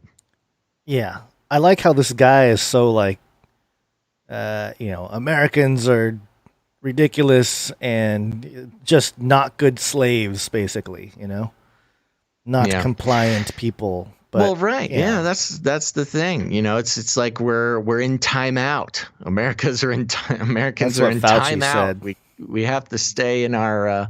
That is true. Fauci did use those exact words. Yeah, timeout. I'm Fauci. Yeah. I'm slowly dying. But this is messing up my traveling plans, Gons. Yeah, that's too bad. You are you just need to travel in time, like you had been, and you'll be fine. Yeah, I know. I can just set my machine to 2018, even 2019, and travel anywhere I want. But what's the fun in that, Just run around warning people that it's all going down. Nobody believes you. Yeah. But it is concerning. It is concerning because especially, I know a lot of people for many reasons, not that they're unpatriotic, but there's a lot of reasons to want to sort of get out of America and a lot of, depending on And when I say a lot of reasons, I also mean a lot of perspectives. Some people want to get away from COVID, the disease. A lot of people want to get away from the lockdowns and the madness, the political madness, the riots, the all the unrest, the militias, the everything. There's a lot of people thinking about getting out, but unfortunately, we're not welcome anywhere. We are literally taken captive in our own land. We should invest in some boats. Maybe it'll be like the old days, just a raft. I would love that. Yeah, that'd be rough. It was a few years ago. I was pretty in love with the idea of like just getting a big boat and driving away. I did find a big, what was it? It was a big, it was like a science vessel or something. And it was old and it was junky and it was uncomfortable and rusty. But for $300,000, I found a 700-foot boat. It was like an old You had $300,000 to spend on a boat? No, that's why I'm not on a boat right now. Oh, okay. You're just saying you found one. Yeah, I was just kind of playfully looking around like, oh, maybe I'll just live on a big boat and go into the ocean. And it's possible. Maybe we should get a Canary Cry cruise liner. Yeah, there you go. We just start our own semi-nation on the sea. Yeah, autonomous, get in international waters. Yeah. Okay. Yeah. All right. Okay. So there you go. I mean, but all joking aside, this is a little concerning to me. It is. Like hopefully it's not like a permanent situation. Obviously, I think right now it's certainly that, but long term. And I wonder if there's workarounds with some of this, or are these just a complete... I haven't attempted recently to go out of the country. The way this author here has a avatar of himself wearing a mask and how much he hates Americans and all this. I'm wondering if this is like the extreme sort of take on what's actually happening. I don't know. Yeah, I haven't done the research. Well, he's obviously doesn't like Americans in general. I mean, a lot of ad hominem attacks. Just you dirty, stinky Americans. I'm sure there's some good Americans, but most of them just need to stay locked up in their own country. All right. Yeah. Let's take a break. Do we have to merge breaks here? We might have to do that again. Yeah, let's merge breaks. Okay. It's break time.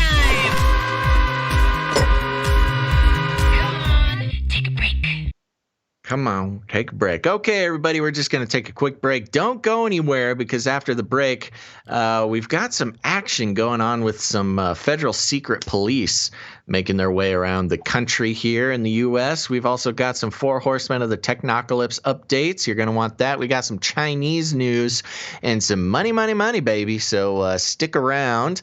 And real quick, we just wanted to take a break because we like to thank some people. We are a value for value proposition here. I'll go into that in a little bit. But one of the value propositions we hold here, as you noticed, or maybe you didn't notice, today we had to take a take two to keep the show going. We had some streaming problems. YouTube just full on refused to let the stream go through the first time. So only the Twitch viewers got to tune in to the first try of the show there. And so I want to thank some of our new Twitch followers. Gons, these are the people who said, yes, Basil, I will do what you say and follow you on Twitch because I know it helps you out. It does help us out quite a bit, and it's one of the more reliable ways to get the live stream. So if you haven't done it yet, I recommend you head to twitch.tv/CanaryCryRadio. Follow us, turn on notifications. Even if you're still a YouTube person, I'm not sure why you would do that, but if you were, that's okay. Our notifications rarely go out on YouTube. It's demonetized. Streams get cut. Videos taken down. It's a harsh world over there on YouTube. So following us on Twitch ensures that you'll get some sort of notification when we go live, and you want to make sure to do that. Okay, Gons, I got some new Twitch followers. You got your dinger ready?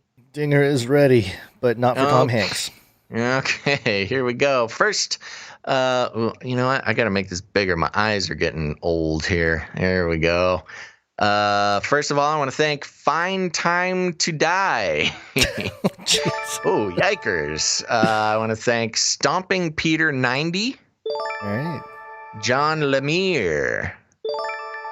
Nephilim Slayer. Yeah. Yeah. Tupperware by Michelle. Now we know where to get our Tupperware. Yeah. This one's good. Gazzle and Bonds. I like it. Thank you, Gazzle and Bonds. Clinton. Thank you, Clinton. This one's good. Golden Syrian Hamster. Ooh. Do you remember that? Does that ring a bell to you? Yes, it does. Yes. Okay. That was the type of hamster that they were testing COVID stuff on. Yeah. Golden Syrian hamster. I'm glad. Yes. Mask your hamsters. hamsters, everybody. We got to protect the animals. Then we got Danielle Ladale. Danielle Adel. I'm sorry. Wandering Air. Purple Sage 15. Ooh. Love y'all on here. Followed us again. I guess you get another shout out. Love y'all on here. Here's a good one, Gons. First Lady Kim Kardashian 2024. Oh boy. We've got the future First Lady Kim Kardashian following us. Gons, we're doing okay. Yeah. Still waiting for that Illuminati check, though. Kramer 2442. Extreme Ellie. Risa Sir 123. Hirsch 20. Yahweh. And I think that is it. Did we thank Karen Maxwell 2020 last show? I feel like we did, but I think we did. I just saw it and I wanted to say it again. And of course, just because I'm looking at him here and I saw him in the chat, thank you, William Steele. Will Steele. Famous whistleblower. Famous jewel thief. Famous jewel thief and Maxwell whistleblower. Glad to have you in the chat here, Will Steele. So there you go. Those are our new Twitch followers, Gons. Thank you guys so much for being here. It really means a lot. We appreciate it and recommend everybody at least go follow us on Twitch as a backup, if nothing else. Now, since we're going to smash up our breaks here, I'm getting rid of this. No longer doing that. Okay, we're not gonna take another break later on in the show. We are just going to do what we do here, and I want to let you know about our value for value model. Are you excited, Gonzo? Woo! That is about as excited as I've heard you recently. Yeah. So everybody, remember, we are a value for value model show. What does that mean? Well, usually when you listen to podcasts or watch videos or something like that, you'll get an advertisement or they'll read some advertisement, try to sell you an underwear subscription or a GoDaddy account or Squarespace or something. And that's the advertising model for content creation. And we believe that that is one of the main things that's wrong with the world today for a couple of reasons. One of them, as we could see from the Google article we read earlier in the show, if an advertiser doesn't like what you say, what do? They take their money away. And that's okay. But what happens then is there's a temptation to tailor your message, your content, to not lose your advertisers. And we decided we just did not want that temptation. I think when content producers are at the whim of advertisers' standards, then the content can suffer. And that's something we didn't want to bother with. Also, advertising dollars are predicated on the amount of attention that you can garner, how many listeners, how many viewers, and that leads certain people to maybe stretch the truth, be a little bit more alarmist, feed on your fear. This whole fear is based on advertising, and we decided long ago we did not want to do that. It has not been the best business decision of our lives, but at least we can sleep at night knowing that we don't have to perpetuate fear strictly to get those advertising dollars. So as a replacement, what we like to do is go by the value for value model. We put out a product, we do it consistently. We like to think we do it pretty well. And in return, you have the opportunity to put some value back into the system.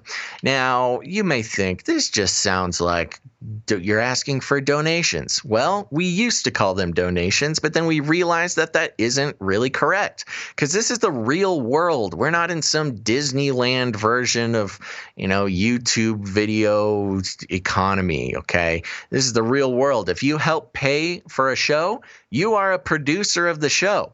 So all of our supporters are officially producers of Canary Cry News Talk. And Gons, today we have some producers to thank. Are you ready? I'm ready. Okay, over on Canary Cry News Talk, we've got patreon.com/Canary Cry. Nope, that's not right. Patreon.com/CCNT for Canary Cry News Talk. Patreon.com/CCNT. We've got some new producers, Gons, and their names are, first of all, Tina. Thank you very much, Tina. Thank you, Tina. Tina, you are the best. Thank you for producing. We've also got CS. C.S. Lewis? Yeah, it might be C.S. Lewis. You never know. That'd be scary. Yeah, so thank you, CS and Tina, for helping produce the show over on patreon.com/CCNT. You guys are great. We couldn't do it without you. We don't have any new producers over on patreon.com/Canary Cry Radio. You mean your Patreon. Yep, sorry. Yeah. Brain. But folks, we understand a lot of people don't like Patreon, and that's okay because if you're still looking for a way to become a producer, you can head to canarycryradio.com/support. Oh, totally messed that one up. Hold on. Wow. canarycryradio.com/support. Ah, yeah. So canarycryradio.com/support has other options for becoming a producer. We've got PayPal options. You can sign up to help out the show every month, or if commitment's not your thing, you can do a one-time support amount there, as well as some cryptocurrency. And Gons, who do we have coming in on PayPal? PayPal, we have a couple producers. Thank you to Sam. New producer Sam. Sam, thank you, Sam. Also Kyle over at Kyle. Thank you, Sam and Kyle, for coming in on canarycryradio.com support. We love that. Also, if you want to support us with cryptocurrency, you got to send us an email, because if cryptocurrency comes in, it's anonymous. We don't know who you are. But that's okay. It's a great way to anonymously support the show. And I support your decision. We should say, you send us crypto, we send you back triple crypto. Yes, send us Bitcoin. We'll send you back 10 times the Bitcoin. That's what Bill Gates claimed. We don't make that promise. Send us Bitcoin. That's cool, but we will not send anything back. You know what? Instead, we'll name you a producer. Or let me double check here. I just want to make sure that nothing had come in. No, nothing has come in the crypto. Since our last time that came in, which was a couple weeks Sam ago. and Kyle crushing it, says the Thunder Cunder in the chat. Yeah, you are precisely right, the Thunder Cunder. Okay, and now there's other ways to support the show. We realize that finances are tight for a lot of people, and that is okay. We pray the best for you. But you can also support the show by creating art, whether that's graphic art, fine art, also jingles. You know, a lot of our jingles now are producer made and sent to us. And you can create some show themed songs, if you're a musician, and we'll play that on the Canary Cry mixtape at the end of the show. And the key word there is, if you send art or jingles or music, we appreciate all the creativity of our listeners and our producers. But if we're going to play it on the show, it needs to be related to the show in some way. Again, we appreciate all of our creative listeners, but we're not just like a scrapbook for to catch all creative work. But if you have something related to the show, send it to canarycryradio@gmail.com. And we would love to put it on the show, put it on the Facebook page, put it in the newsletters, all sorts of good stuff. And, of course, we'll give you guys some credit. That'll be good. Okay. Am I forgetting anything, Gons? Well, I do want to thank Joey and Sigma Sagittarius for sending in music. But again, it was just music with no lyrics, no words. Good music. But, we don't. We'll keep an eye out for places and ways to integrate non-show related music. But so there we go. We do appreciate the music sent in, and there you go. Yes, and also we do have a drawing, another hand drawing masterpiece from Magoo, which we will show. You don't seem too thrilled about it.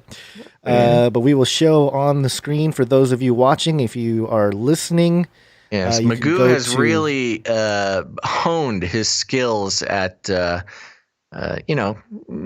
kindergarten level crayon drawings. Pretty impressive. Yes, and if you want to see them for yourselves, please go to Canary Cry Radio or canarycrynewstalk.com. And every time we get art per episode, we will post it.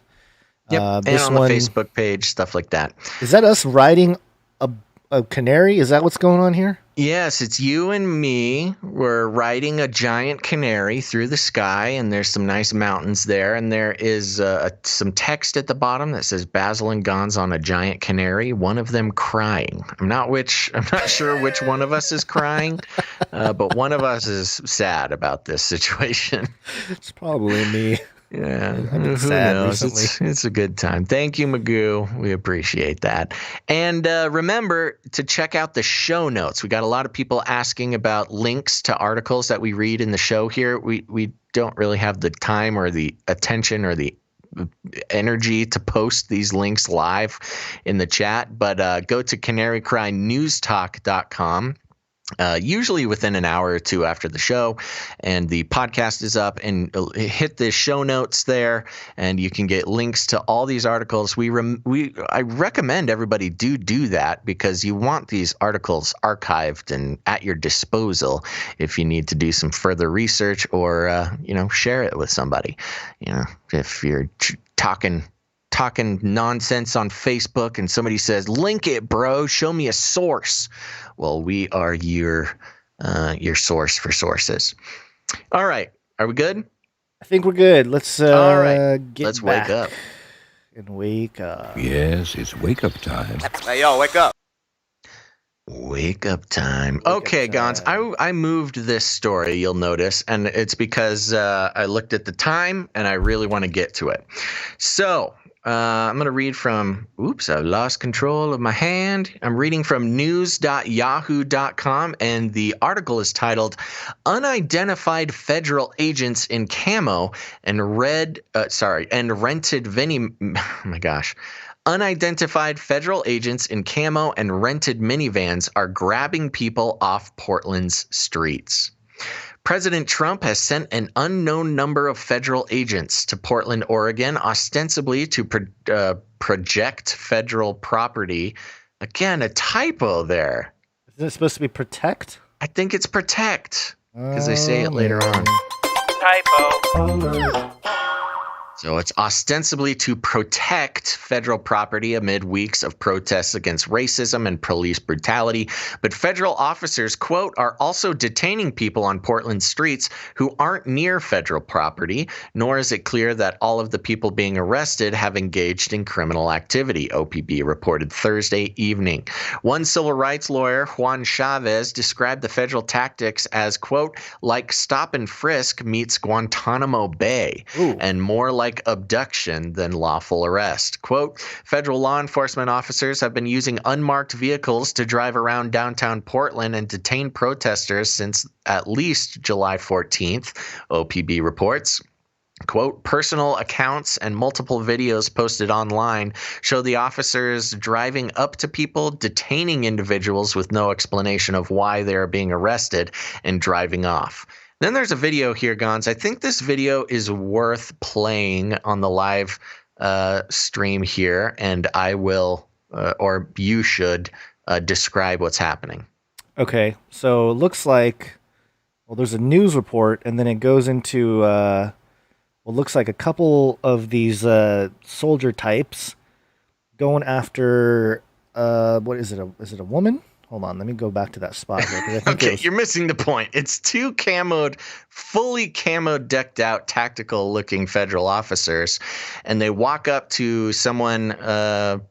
They do look like a looter rider type, Antifa type, dressed all in black and a hoodie, wearing a helmet.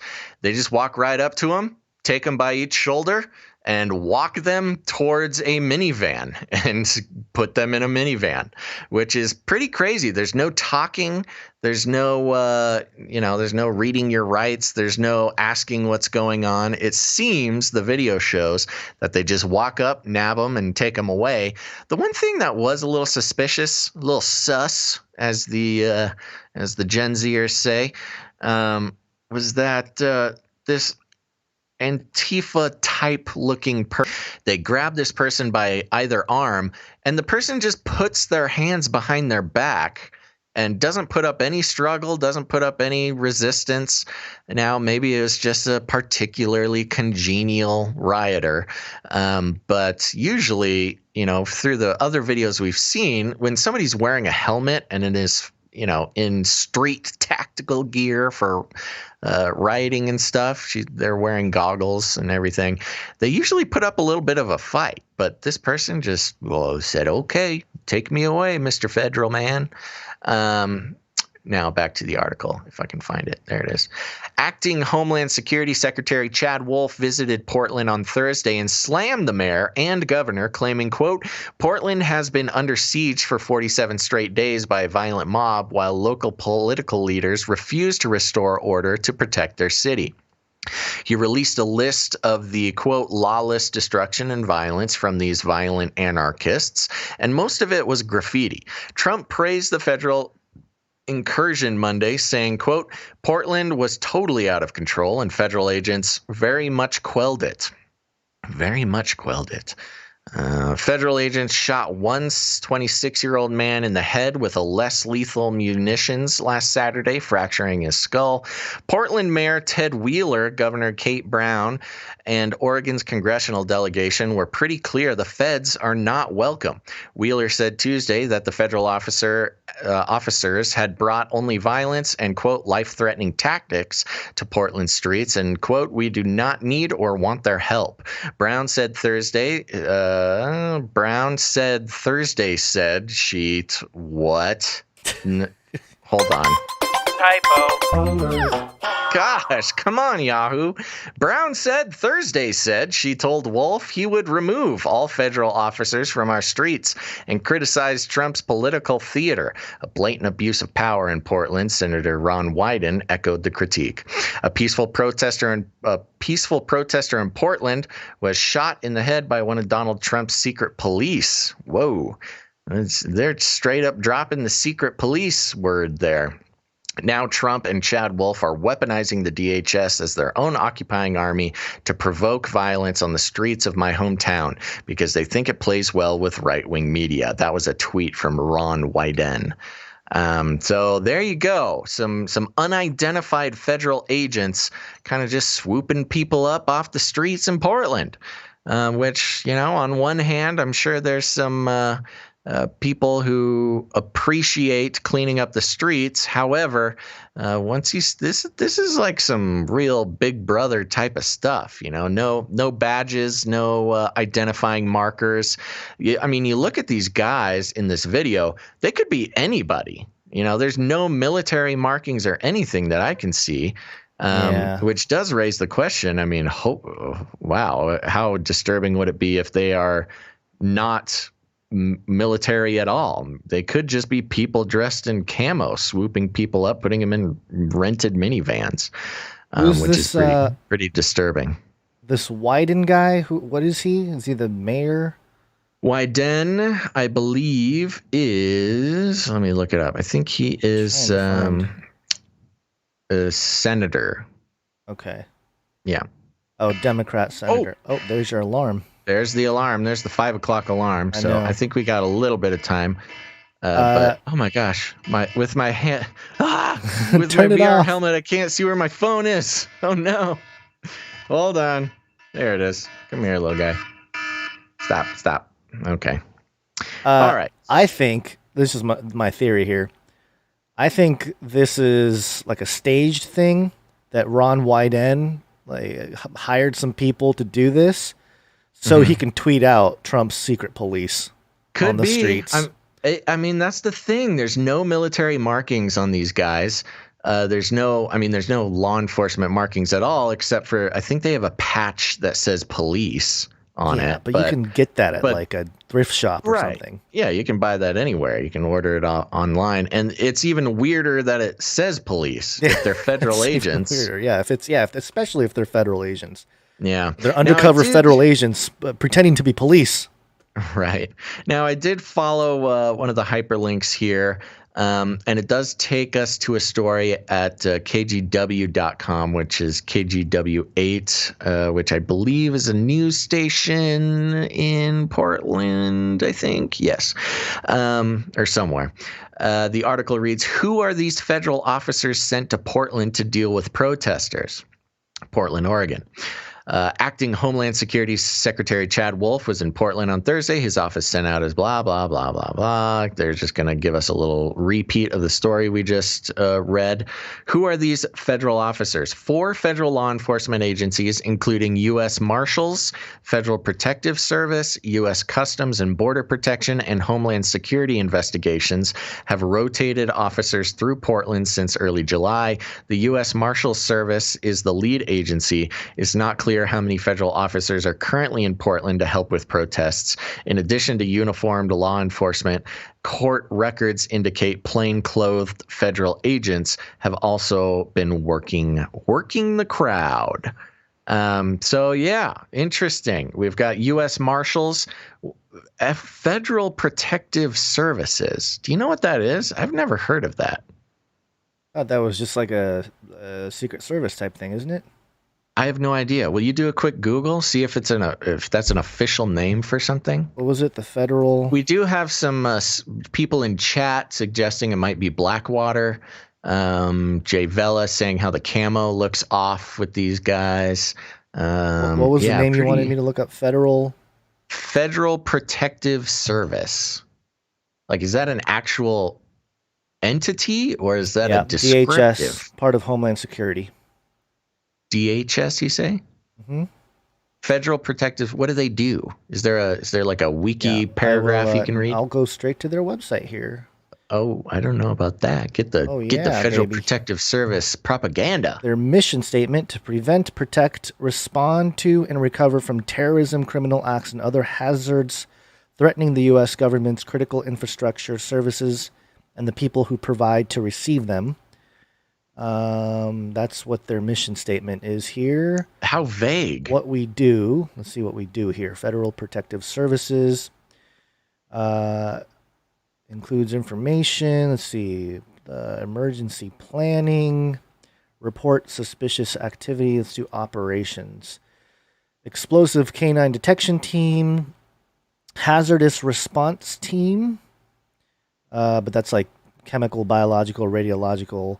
Mobile so it seems like just like vehicles. An all-purpose kind of secret police. Yeah, Operation Shield, Protective Investigations Program, prevents targeted violence or threats of violence in or near FPS monitored facilities by engaging in interagency coordination and partnerships. Yeah, I don't know. Yeah, it doesn't seem sort like of a nondescript federal law enforcement agency. Yeah, but it would be That's hard to say for sure that that's who those people were in the camo. Oh, there would be no way of knowing. Well, yeah. There's no way of knowing of who exactly was in that video. It was also interesting how I don't know, man. The video is a little suspect. I think it's weird, It's like man. they don't even care that they're being filmed. You'd think if you were some sort of secret police or something, you would at least react to whoever was holding a camera in their face. And then the way they walked up and grabbed the person, and the person just put their hands behind their back and willfully went with them. And there was a moment there. I don't know if you have the video on the stream or not, but when they walk up, they take the person by the arms. The person puts their own hands behind their back, no force whatsoever. Yeah. And then they just kind of stand there for a second, almost like they're presenting what's going on. Do you see that? Yeah, it is weird. It's pretty suspect, man. But yeah, this Federal Protective Service is also pretty suspect. Also interesting, U.S. Customs and Border Protection and Homeland Security investigations being involved. I believe because it's a port city, the Border Customs and Border Protection do have authority in the region. But yeah, I don't know, man. Interesting, kind of spooky just having federal agents come and swoop you up and you disappear in an unmarked rented minivan. Yeah, sounds legit. sounds totally like what Trump would do, you know? Yeah. Bust out the guys in military or army or camo and just go for it. Yeah, I don't know. I'm going to keep an eye on this. I'll let everybody know if something comes out of it. Okay, sounds good. All right. Do we have time for one more? We have time for one more. All right, let's do a couple. Let's do a couple more. Okay, I want to do this one here. This is the story that we didn't get to last time, and it involves one of the horsemen of the Technocalypse. The four horsemen of the Technocalypse. Anytime you see the four horsemen, it's something special. You are already sort of a cybernetic symbiote. Neural nets are taking over from regular. Let me get to it. By the way, Gaia X, the EU, getting their own cloud computing service and calling it Gaia X. Nice. Where's the story? Oh, here it is. Yeah, this is a fun little story here. This is from WIBC.com. Scientific breakthrough. Could Elon Musk's brain chip lead to cure for liberalism? I did see this article. That's funny. Yeah.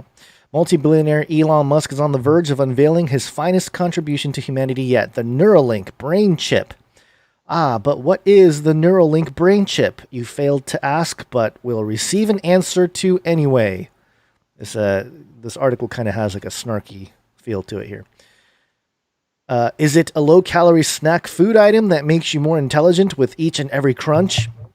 Is it a micro-sized, lovable rodent from a Disney cartoon who will cheerily cavort through your neurological pathways like hamsters through toilet paper tubes? Oh, perhaps it's a helpful piece of surgically implanted technology that allows you to operate computers and move stuff around just by thinking the right commands. The last guess is rather intriguing, just imagining the possibilities. Proposed Neuralink infomercial. Voiceover. Maybe you should do this because you're better at the voiceover thing. I don't have it open in front of me. All right. With Neuralink, you can experience the joy and convenience of navigating your Tesla sedan with nothing more than the power of thought. Disclaimer, Neuralink and Tesla are not responsible for gruesome and disfiguring real-world accidents that occur while dreaming. So what is the Neuralink brain chip and how does it work? We'll have the exciting answer after this brief yet heartwarming reminder of the wondrous benefits and pleasures derived from the merging technology with the human form. And it's got like a GIF of the T-1000, or is it the T-1000? I think it's T-1000 from the Terminator. The Elon Musk brain chip is a wondrous development from Neuralink, a neurotechnology company Musk co-founded that will be able to merge human brains with computers as early as this year. Timeout. Hey, they listen to Fauci. You know how there's all this talk lately from biblical scholars who say the COVID-19 plague, civil unrest, the chance of impending war with China, and a possible economic collapse are irrefutable signs of the end times? Yeah, there's totally nothing to that theory at all. Nope, not at all. Okay, we're certainly not saying that Elon Musk's brain chip is the mark of the beast as described in Revelations. Duh. That's a pet peeve of mine. It's not Revelations. Revelation. singular. The revelation. So that's it goes to show how they might need to pick up their Bibles a little more. That said, it's probably best to avoid implanting the 666 chip off the Neuralink assembly line into your noggin. According to the quality reporting of esteemed Fox News journalist, Neuralink's all by science fiction authors and futurists for decades. Science fiction authors like deranged sociopath and Xenu superfan L. Ron Hubbard. And it's got another weird, creepy GIF. This article is full of GIFs. Musk told an audience last week that Neuralink scientists have already been able to get a monkey to control a computer with its brain. Yes, an animal that throws its own feces can use the internet. How thrilling. With enough guidance and positive reinforcement training via electrified cattle prods, these majestic creatures will be surfing the web for baboon porn in no time. Quote, we hope that this is a human patient by the end of the year, Musk added. For this, it will hope to have this in a human patient by the end of the year. Musk added, for this, it will eventually need approval from the U.S. Food and Drug Administration. Of course, technology like this doesn't come cheap. Let's hope Neuralink offers a layaway plan because Obamacare sure as heck won't cover it. And it's got a meme that looks like it would belong to the Canary Cry community in the meme section. It's Obama holding a beer, putting a thumbs up with the captions, quote, if you like your brain chip, you can keep your brain chip. Referring to his quote of, if you like your insurance, you can keep your insurance. Right. According to a white paper, racist, created by Neuralink, these fabulous, it actually says that in parentheses and quotes there. These fabulous implantable digital delights, quote, holds promise for the restoration of sensory and motor function and the treatment of neurological disorders. Let us all fervently pray that neurological disorders is code for liberalism. And it's got, I'm glad I forgot her name, but what was her name? The girl for climate change? Greta Thunberg. Yes. It's got her saying, how dare you? And that's the article. Okay, so there we go. I wanted to throw something a little lighthearted. Elon Musk there. Neuralink gonna change everything, solve everything. Yeah. All right, let's do some Chinese news here. Welcome to Chinese news. Yeah, back to serious stuff. They're back to serious stuff. This is pretty interesting. Escalating tensions here. SCMP.com, the South China Morning Post. The article is titled U.S.-China Relations. Beijing says banning 92 million Communist Party members from America ridiculous. Oh. Okay. Banning communists? Ridiculous. Banning communists is ridiculous, but... says the communists. Sending millions of religious minorities to concentration camps, totally cool. China said the U.S. would antagonize the 1.4 billion Chinese people if it went ahead with a plan to ban entry for all members of the ruling Communist Party. The U.S. Trump administration is reportedly reviewing a proposal of a sweeping ban on travel to the United States by members of the Communist Party of China, a move that would further strain ties between the world's two biggest economies. Beijing has called the U.S. pathetic and ridiculous amid such reports. Quote, if the reports are true, the U.S. is choosing to stand in opposition to all the 1.4 billion Chinese people, which is standing in opposition against 1/5 of the world's population. Chinese Foreign Ministry spokeswoman Hua Chunying said on Friday, she obviously doesn't know what America is all about if she thinks we're going to flinch at standing against 1/5 of the world's population. Yeah. We do that all the time. Quote, this would be against the will of the people in both nations and against the trend of the 21st century and is very ridiculous. What is the trend of the 21st century? Globalization. One world. No borders. U.S. media, including the New York Times and the Wall Street Journal, reported that Trump administration was considering banning travel to the United States by all members of the Communist Party and their families. Reuters, citing an unnamed source, reported that senior U.S. officials discussing the matter had begun circulating a draft of a possible presidential order, but deliberations were at an early stage and the issue had not yet been brought to Trump. The ban would effectively deny entry to the United States by the nearly 92 million members of the 99-year-old party, which encompasses all levels of the Chinese society, from top political and business elites to the grassroots. That sounds like some propaganda to me. Hua said the party was deeply embedded into Chinese society and was integral to the success of the Chinese nation. Quote, the leadership of the Communist Party is the fundamental feature of socialism with Chinese characteristics. Under the leadership of the Communist Party, the Chinese people won independence, freedom, and liberation, she said. The path of socialism with Chinese characteristics has not only helped the Chinese people get rid of poverty. Okay. What? I know. Get rid of poverty? Yeah, that happened in China. It's, oh my gosh. It has also made a huge contribution to the advancement of mankind by stealing technology from other countries. But y'all not ready for that conversation. Last week, the U.S. State Department announced it would impose a visa ban on several senior Chinese Communist Party officials, including a top Politburo member. It deemed responsible for human rights abuses against Muslims in the Xinjiang Uyghur Autonomous Region. Ooh, Uyghur or Uyghur? It's Uyghur. It's pronounced Uyghur. Is it? Are you sure? I'm positive. Oh, go. It's U-Y, Uyghur.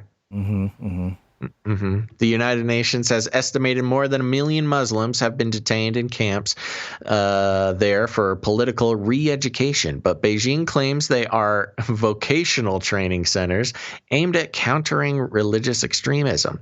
Hua said the U.S. had no right to deny the choices made by the Chinese people. Quote, no country and no one has the right to deny the choice made by the Chinese people or the path they have chosen that has been proved to be correct. Okay. Nor do they have the ability to stop China from continuing down the path of socialism with Chinese characteristics.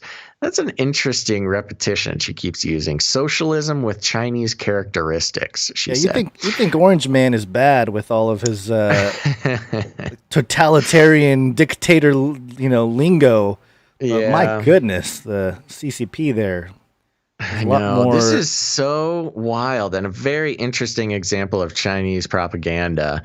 So abhorrently offended that Trump would want to, restrict actual members of the CCP. This is not even necessarily geared towards Chinese individuals. This is CCP members. Yeah. And just to remind everybody, over half of the FBI's recorded counterterrorism cases open right now are against Chinese espionage agents. Well, so why would they want to be here?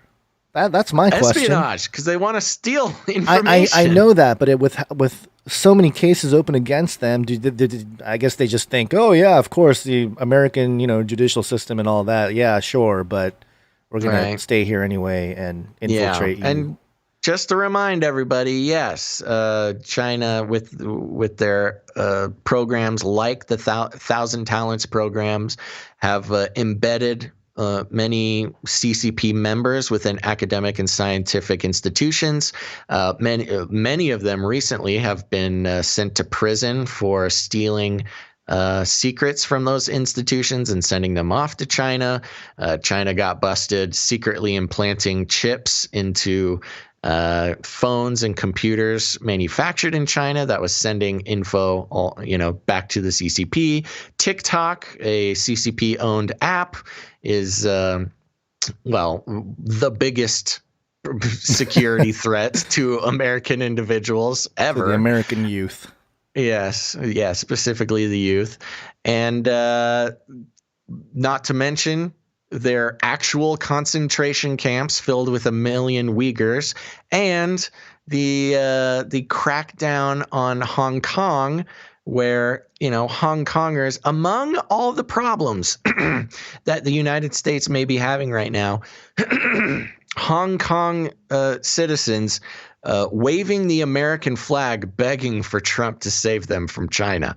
So anyways, all this to say that China is so offended that we would consider banning specifically members of an enemy political party is just delightful. Yeah. Well, we're going to keep an eye on that too, because that's part of the whole.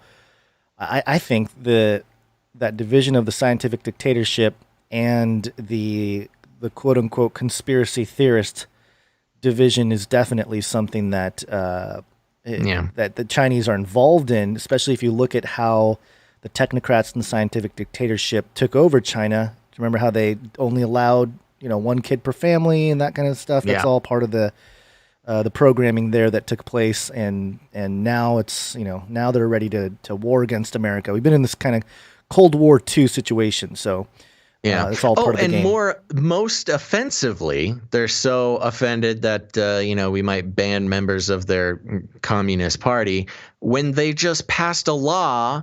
A worldwide law that if you are anywhere in the world and you say something bad about China and you step foot in China, they can arrest you and imprison you for indefinitely. You know what it's probably like? It's probably like, someone coming in, they look at the passport, whatever, and then they're like, okay, let's look at all their data. Oh, look at all what they were doing on TikTok, all this kind of stuff. And then if you're like, well, I didn't download TikTok, then you're arrested for not downloading TikTok. Yeah.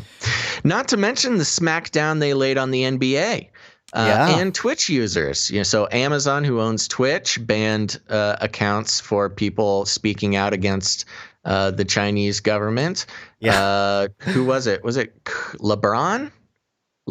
Who spoke out against the Hong Kong situation? I don't remember if it was LeBron, but it was somebody. The NBA is in the pocket of the CCP because 1.4 billion people, that's a big market for an entertainment industry like the NBA. Yeah. And so if you're an NBA player, you are banned from saying anything negative about the CCP. Well, it's funny. It's hilarious, actually, because they so the NBA is starting up again, and they have all these social justice sayings that they can have on the backs of their jerseys instead of their names. Mm-hmm. And so there was a huge list of, Black Lives Matter and freedom. There's all kinds of words they picked there. And so people were starting to order some of these jerseys that you can put custom messages on their back. And somebody tried to put F Hong Kong, like the full word there, the F word Hong Kong, F Hong Kong. And it went through, you can print that. But they also tried Free Hong Kong, and that was not passed. Like, you can't print that on the back of a jersey. So. Wow. That's pretty crazy how that's going down. One more quick story, and then we can call it a day. Do we have time? I think we can do it. Yeah.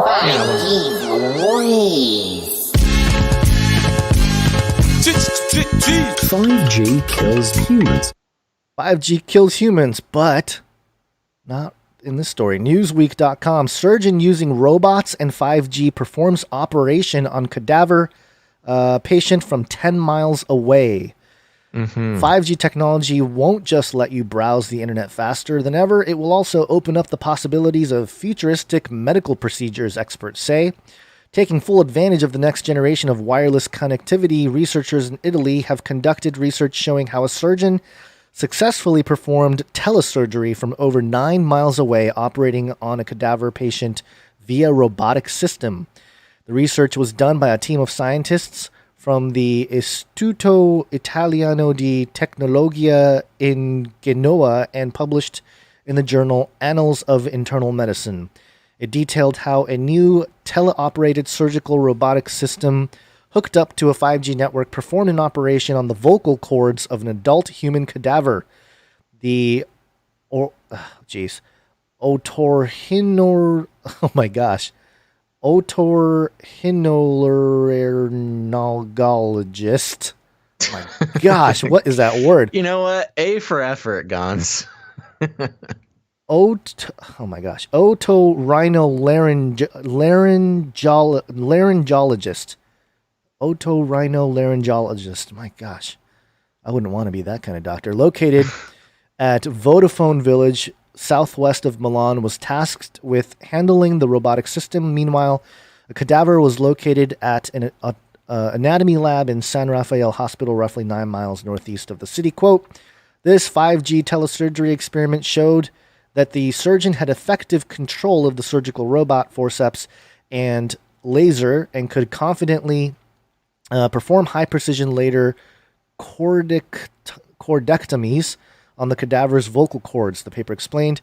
This was largely because of the high-quality telepresence experience delivered by the robots and interfaces, which allowed the surgeon to manipulate the cadaver's vocal cords as if he were in the operating room, directly operating on a patient.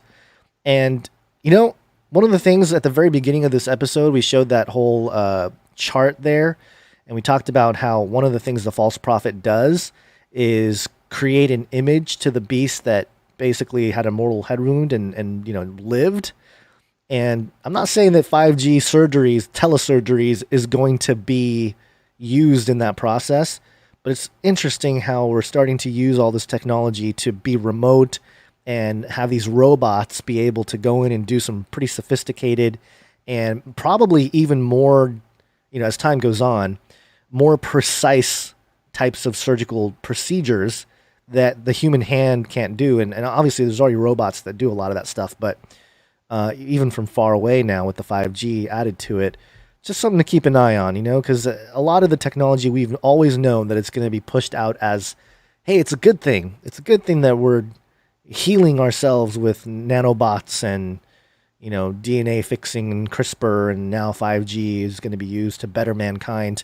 And if you go against it, you're against science, right? Science is truth. And so I think this is another one of those stories that, hey, great for the guy. Although I would not want to be the cadaver there. Like, oh, you're doing surgery on me, on my throat? Oh, doctor, where are you? I'm 10 miles away. You want to be the cadaver? The what dead did I guy? Yeah, I mean, think about it. I would not want to be the dead guy either. As time goes on, it's like, where's the doctor? Oh, don't worry, he's in a lab somewhere. This robot's going to be his arms and eyes, and I don't know. I hear you. No, and the interesting thing about this is this is the Da Vinci robot, right? I don't know. Did it say? I think it is, or at least a Da Vinci related robot, which actually has been around for a while. I mean, we were reporting on remote surgery robots since the beginning of this show years ago, and so the actual remote surgery is not that interesting. That actually happens, already quite a bit, and it's just there's just a lot of reasons. I don't want to go into it. But I think it's the latency that's always been the concern, right? Well, that's the thing. So now they're coming out with this story again, which is already a technology that's existed for years, but now it's 5G enabled. Great. Fantastic. Yeah, there you go. There you go. All right. Got to get the 5G, baby. I plead the 5G. Okay, Guns, what do you think? Time to land this plane? Think so, yeah. Okie dokie. Well, there you go, everybody. Thank you so much for tuning into the show today. Remember, we will be back on Monday. Monday, probably, what is it? The 21st is Monday? The 20th? I'm going to call it the 20th. Monday the 20th. We'll be on somewhere between noon and 5 p.m. PST. So make sure to tune in live. All you podcast listeners out there, also try to tune in live. It's a fun time. But we really appreciate you guys being here. We want to give another big thank you to all of our new producers, Tina, CS, Sam, Kyle. You guys are the best. And remember us for Monday's show, because we want to be able to give some credit out to some new producers. Remember, we're the value for value model, which means we don't believe in earning your trust, earning your attention, and then turning around and selling it for our own personal gain. We, as we discussed earlier in the show, we believe that the current advertising model is part of why the world is on fire right now. So If you value this show, whether you've listened to it once or 10 times or 100 times, whatever it's worth to you, consider becoming a producer. First of all, it helps us out a whole bunch, makes us all feel warm and fuzzy, helps us keep the baby bottles full and the cat food bowl full, and keeps the show coming. You know, if it wasn't for our producers, we couldn't keep doing the show. So we really appreciate that. And you know, you get what you put into it, or you put in what you get out of it. Either way, you can't go wrong supporting the content producers, the news analysis, the keeping an eye on the stories that you need to keep an eye on. Just you know, consider joining the club of producers. We appreciate that very much. Remember, you can go to patreon.com/CCNT. You can go to patreon.com/Canary Cry Radio. But most musically of all, you can go to canarycryradio.com/support. canarycryradio.com/support. That's right. We thank you so very much. We look forward to thanking new producers on Monday. Remember, you get some ownership of the show. It's a good time. What do I do now? Oh, yeah. You can also support the show by creating jingles, creating songs, creating art. If you're a creative person, create something related to the show. Send it to canarycryradio@gmail.com, and we'll put it on the show, put it on the Facebook, newsletters, all sorts of fun stuff. That's another great way to participate in the production of this show. And remember, you can also leave ratings and reviews. We'd actually really appreciate that. Next week, I'm going to read some ratings and reviews. So if you want a rating or a review read on the show, head over to your favorite podcatcher, whether it's Apple Podcasts, Spotify, Stitcher, wherever you listen to the show. Leave a rating and a review. It really helps us out. So, you know, if you're looking for a way to help out the show and you don't want to, you know, maybe you're not a creative person per se. We're all creative, but maybe that's not your thing. Maybe financially supporting the show is not your thing. But one great thing you can do is leave ratings and reviews. It tells all the internet robots to share the show with people. And remember, one of the greatest ways to help share the show is just, you know, tell your friends. You got friends and family who are starting to wake up. They've been listening to you ramble on about your conspiracy theory singularities, and they're starting to realize that the world is not what it seems. And a great way to help them along that journey is to just share an episode with them. Oh, man, the show burps are strong today. Just share an episode with them. Let them know what's going on, and we will gently guide them down the path of truth. So thank you very much for that. Okay, and if you're looking for instructions on how exactly to wake them up, you walk right up to them, you grab them by the cage, and then you shake it. The end of the world occurred pretty much as we had predicted. I want to shake things up, stir up some controversy, rattle a few cages. Hey, stop that! You'll never silence me. I'm the last angry man, a crusader for the little guy. Leave the bird alone. Never. Rattle a few cages. Rattle a few cages. The human race will have every opportunity to improve. And if they don't? Ask Noah. Yes, ask Noah. That's right, everybody. Thank you so much. Guns, you got any last words before we sign off here? Nope. Have a good weekend, everybody. There we go. Enjoy the weekend. And thanks for listening to this episode of Canary Cry News Talk. Make sure to tune in on Monday. But until then, all together now, think outside the cage.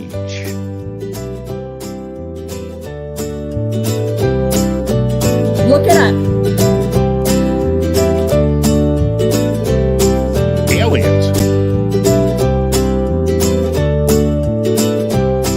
It will kill.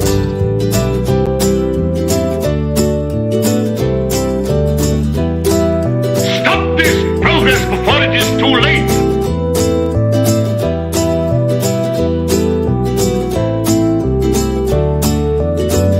We will launch a new age.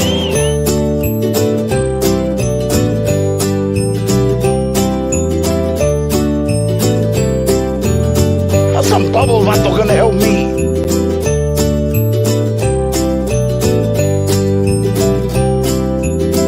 Cancel culture.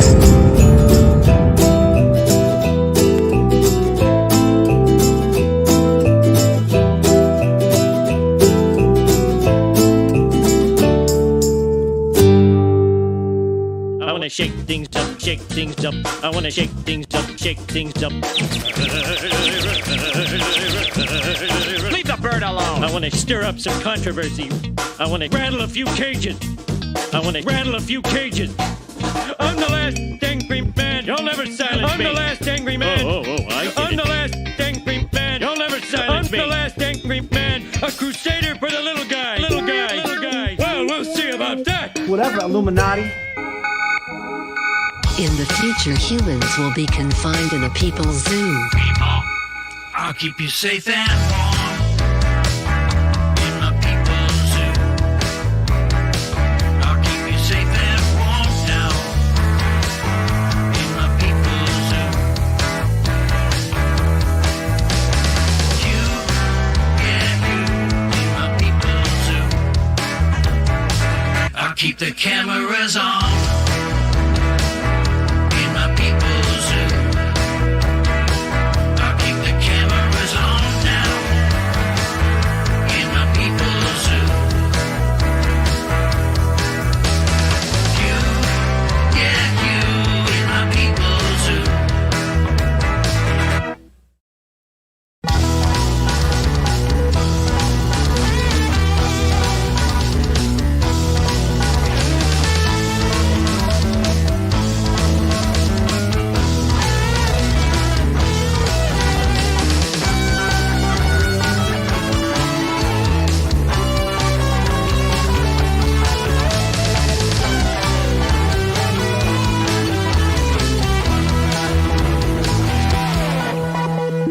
You fat and sassy in my people's zoo. I'll make you fat and sassy in my people's zoo. You, yeah, you, yeah, you, in my people's zoo.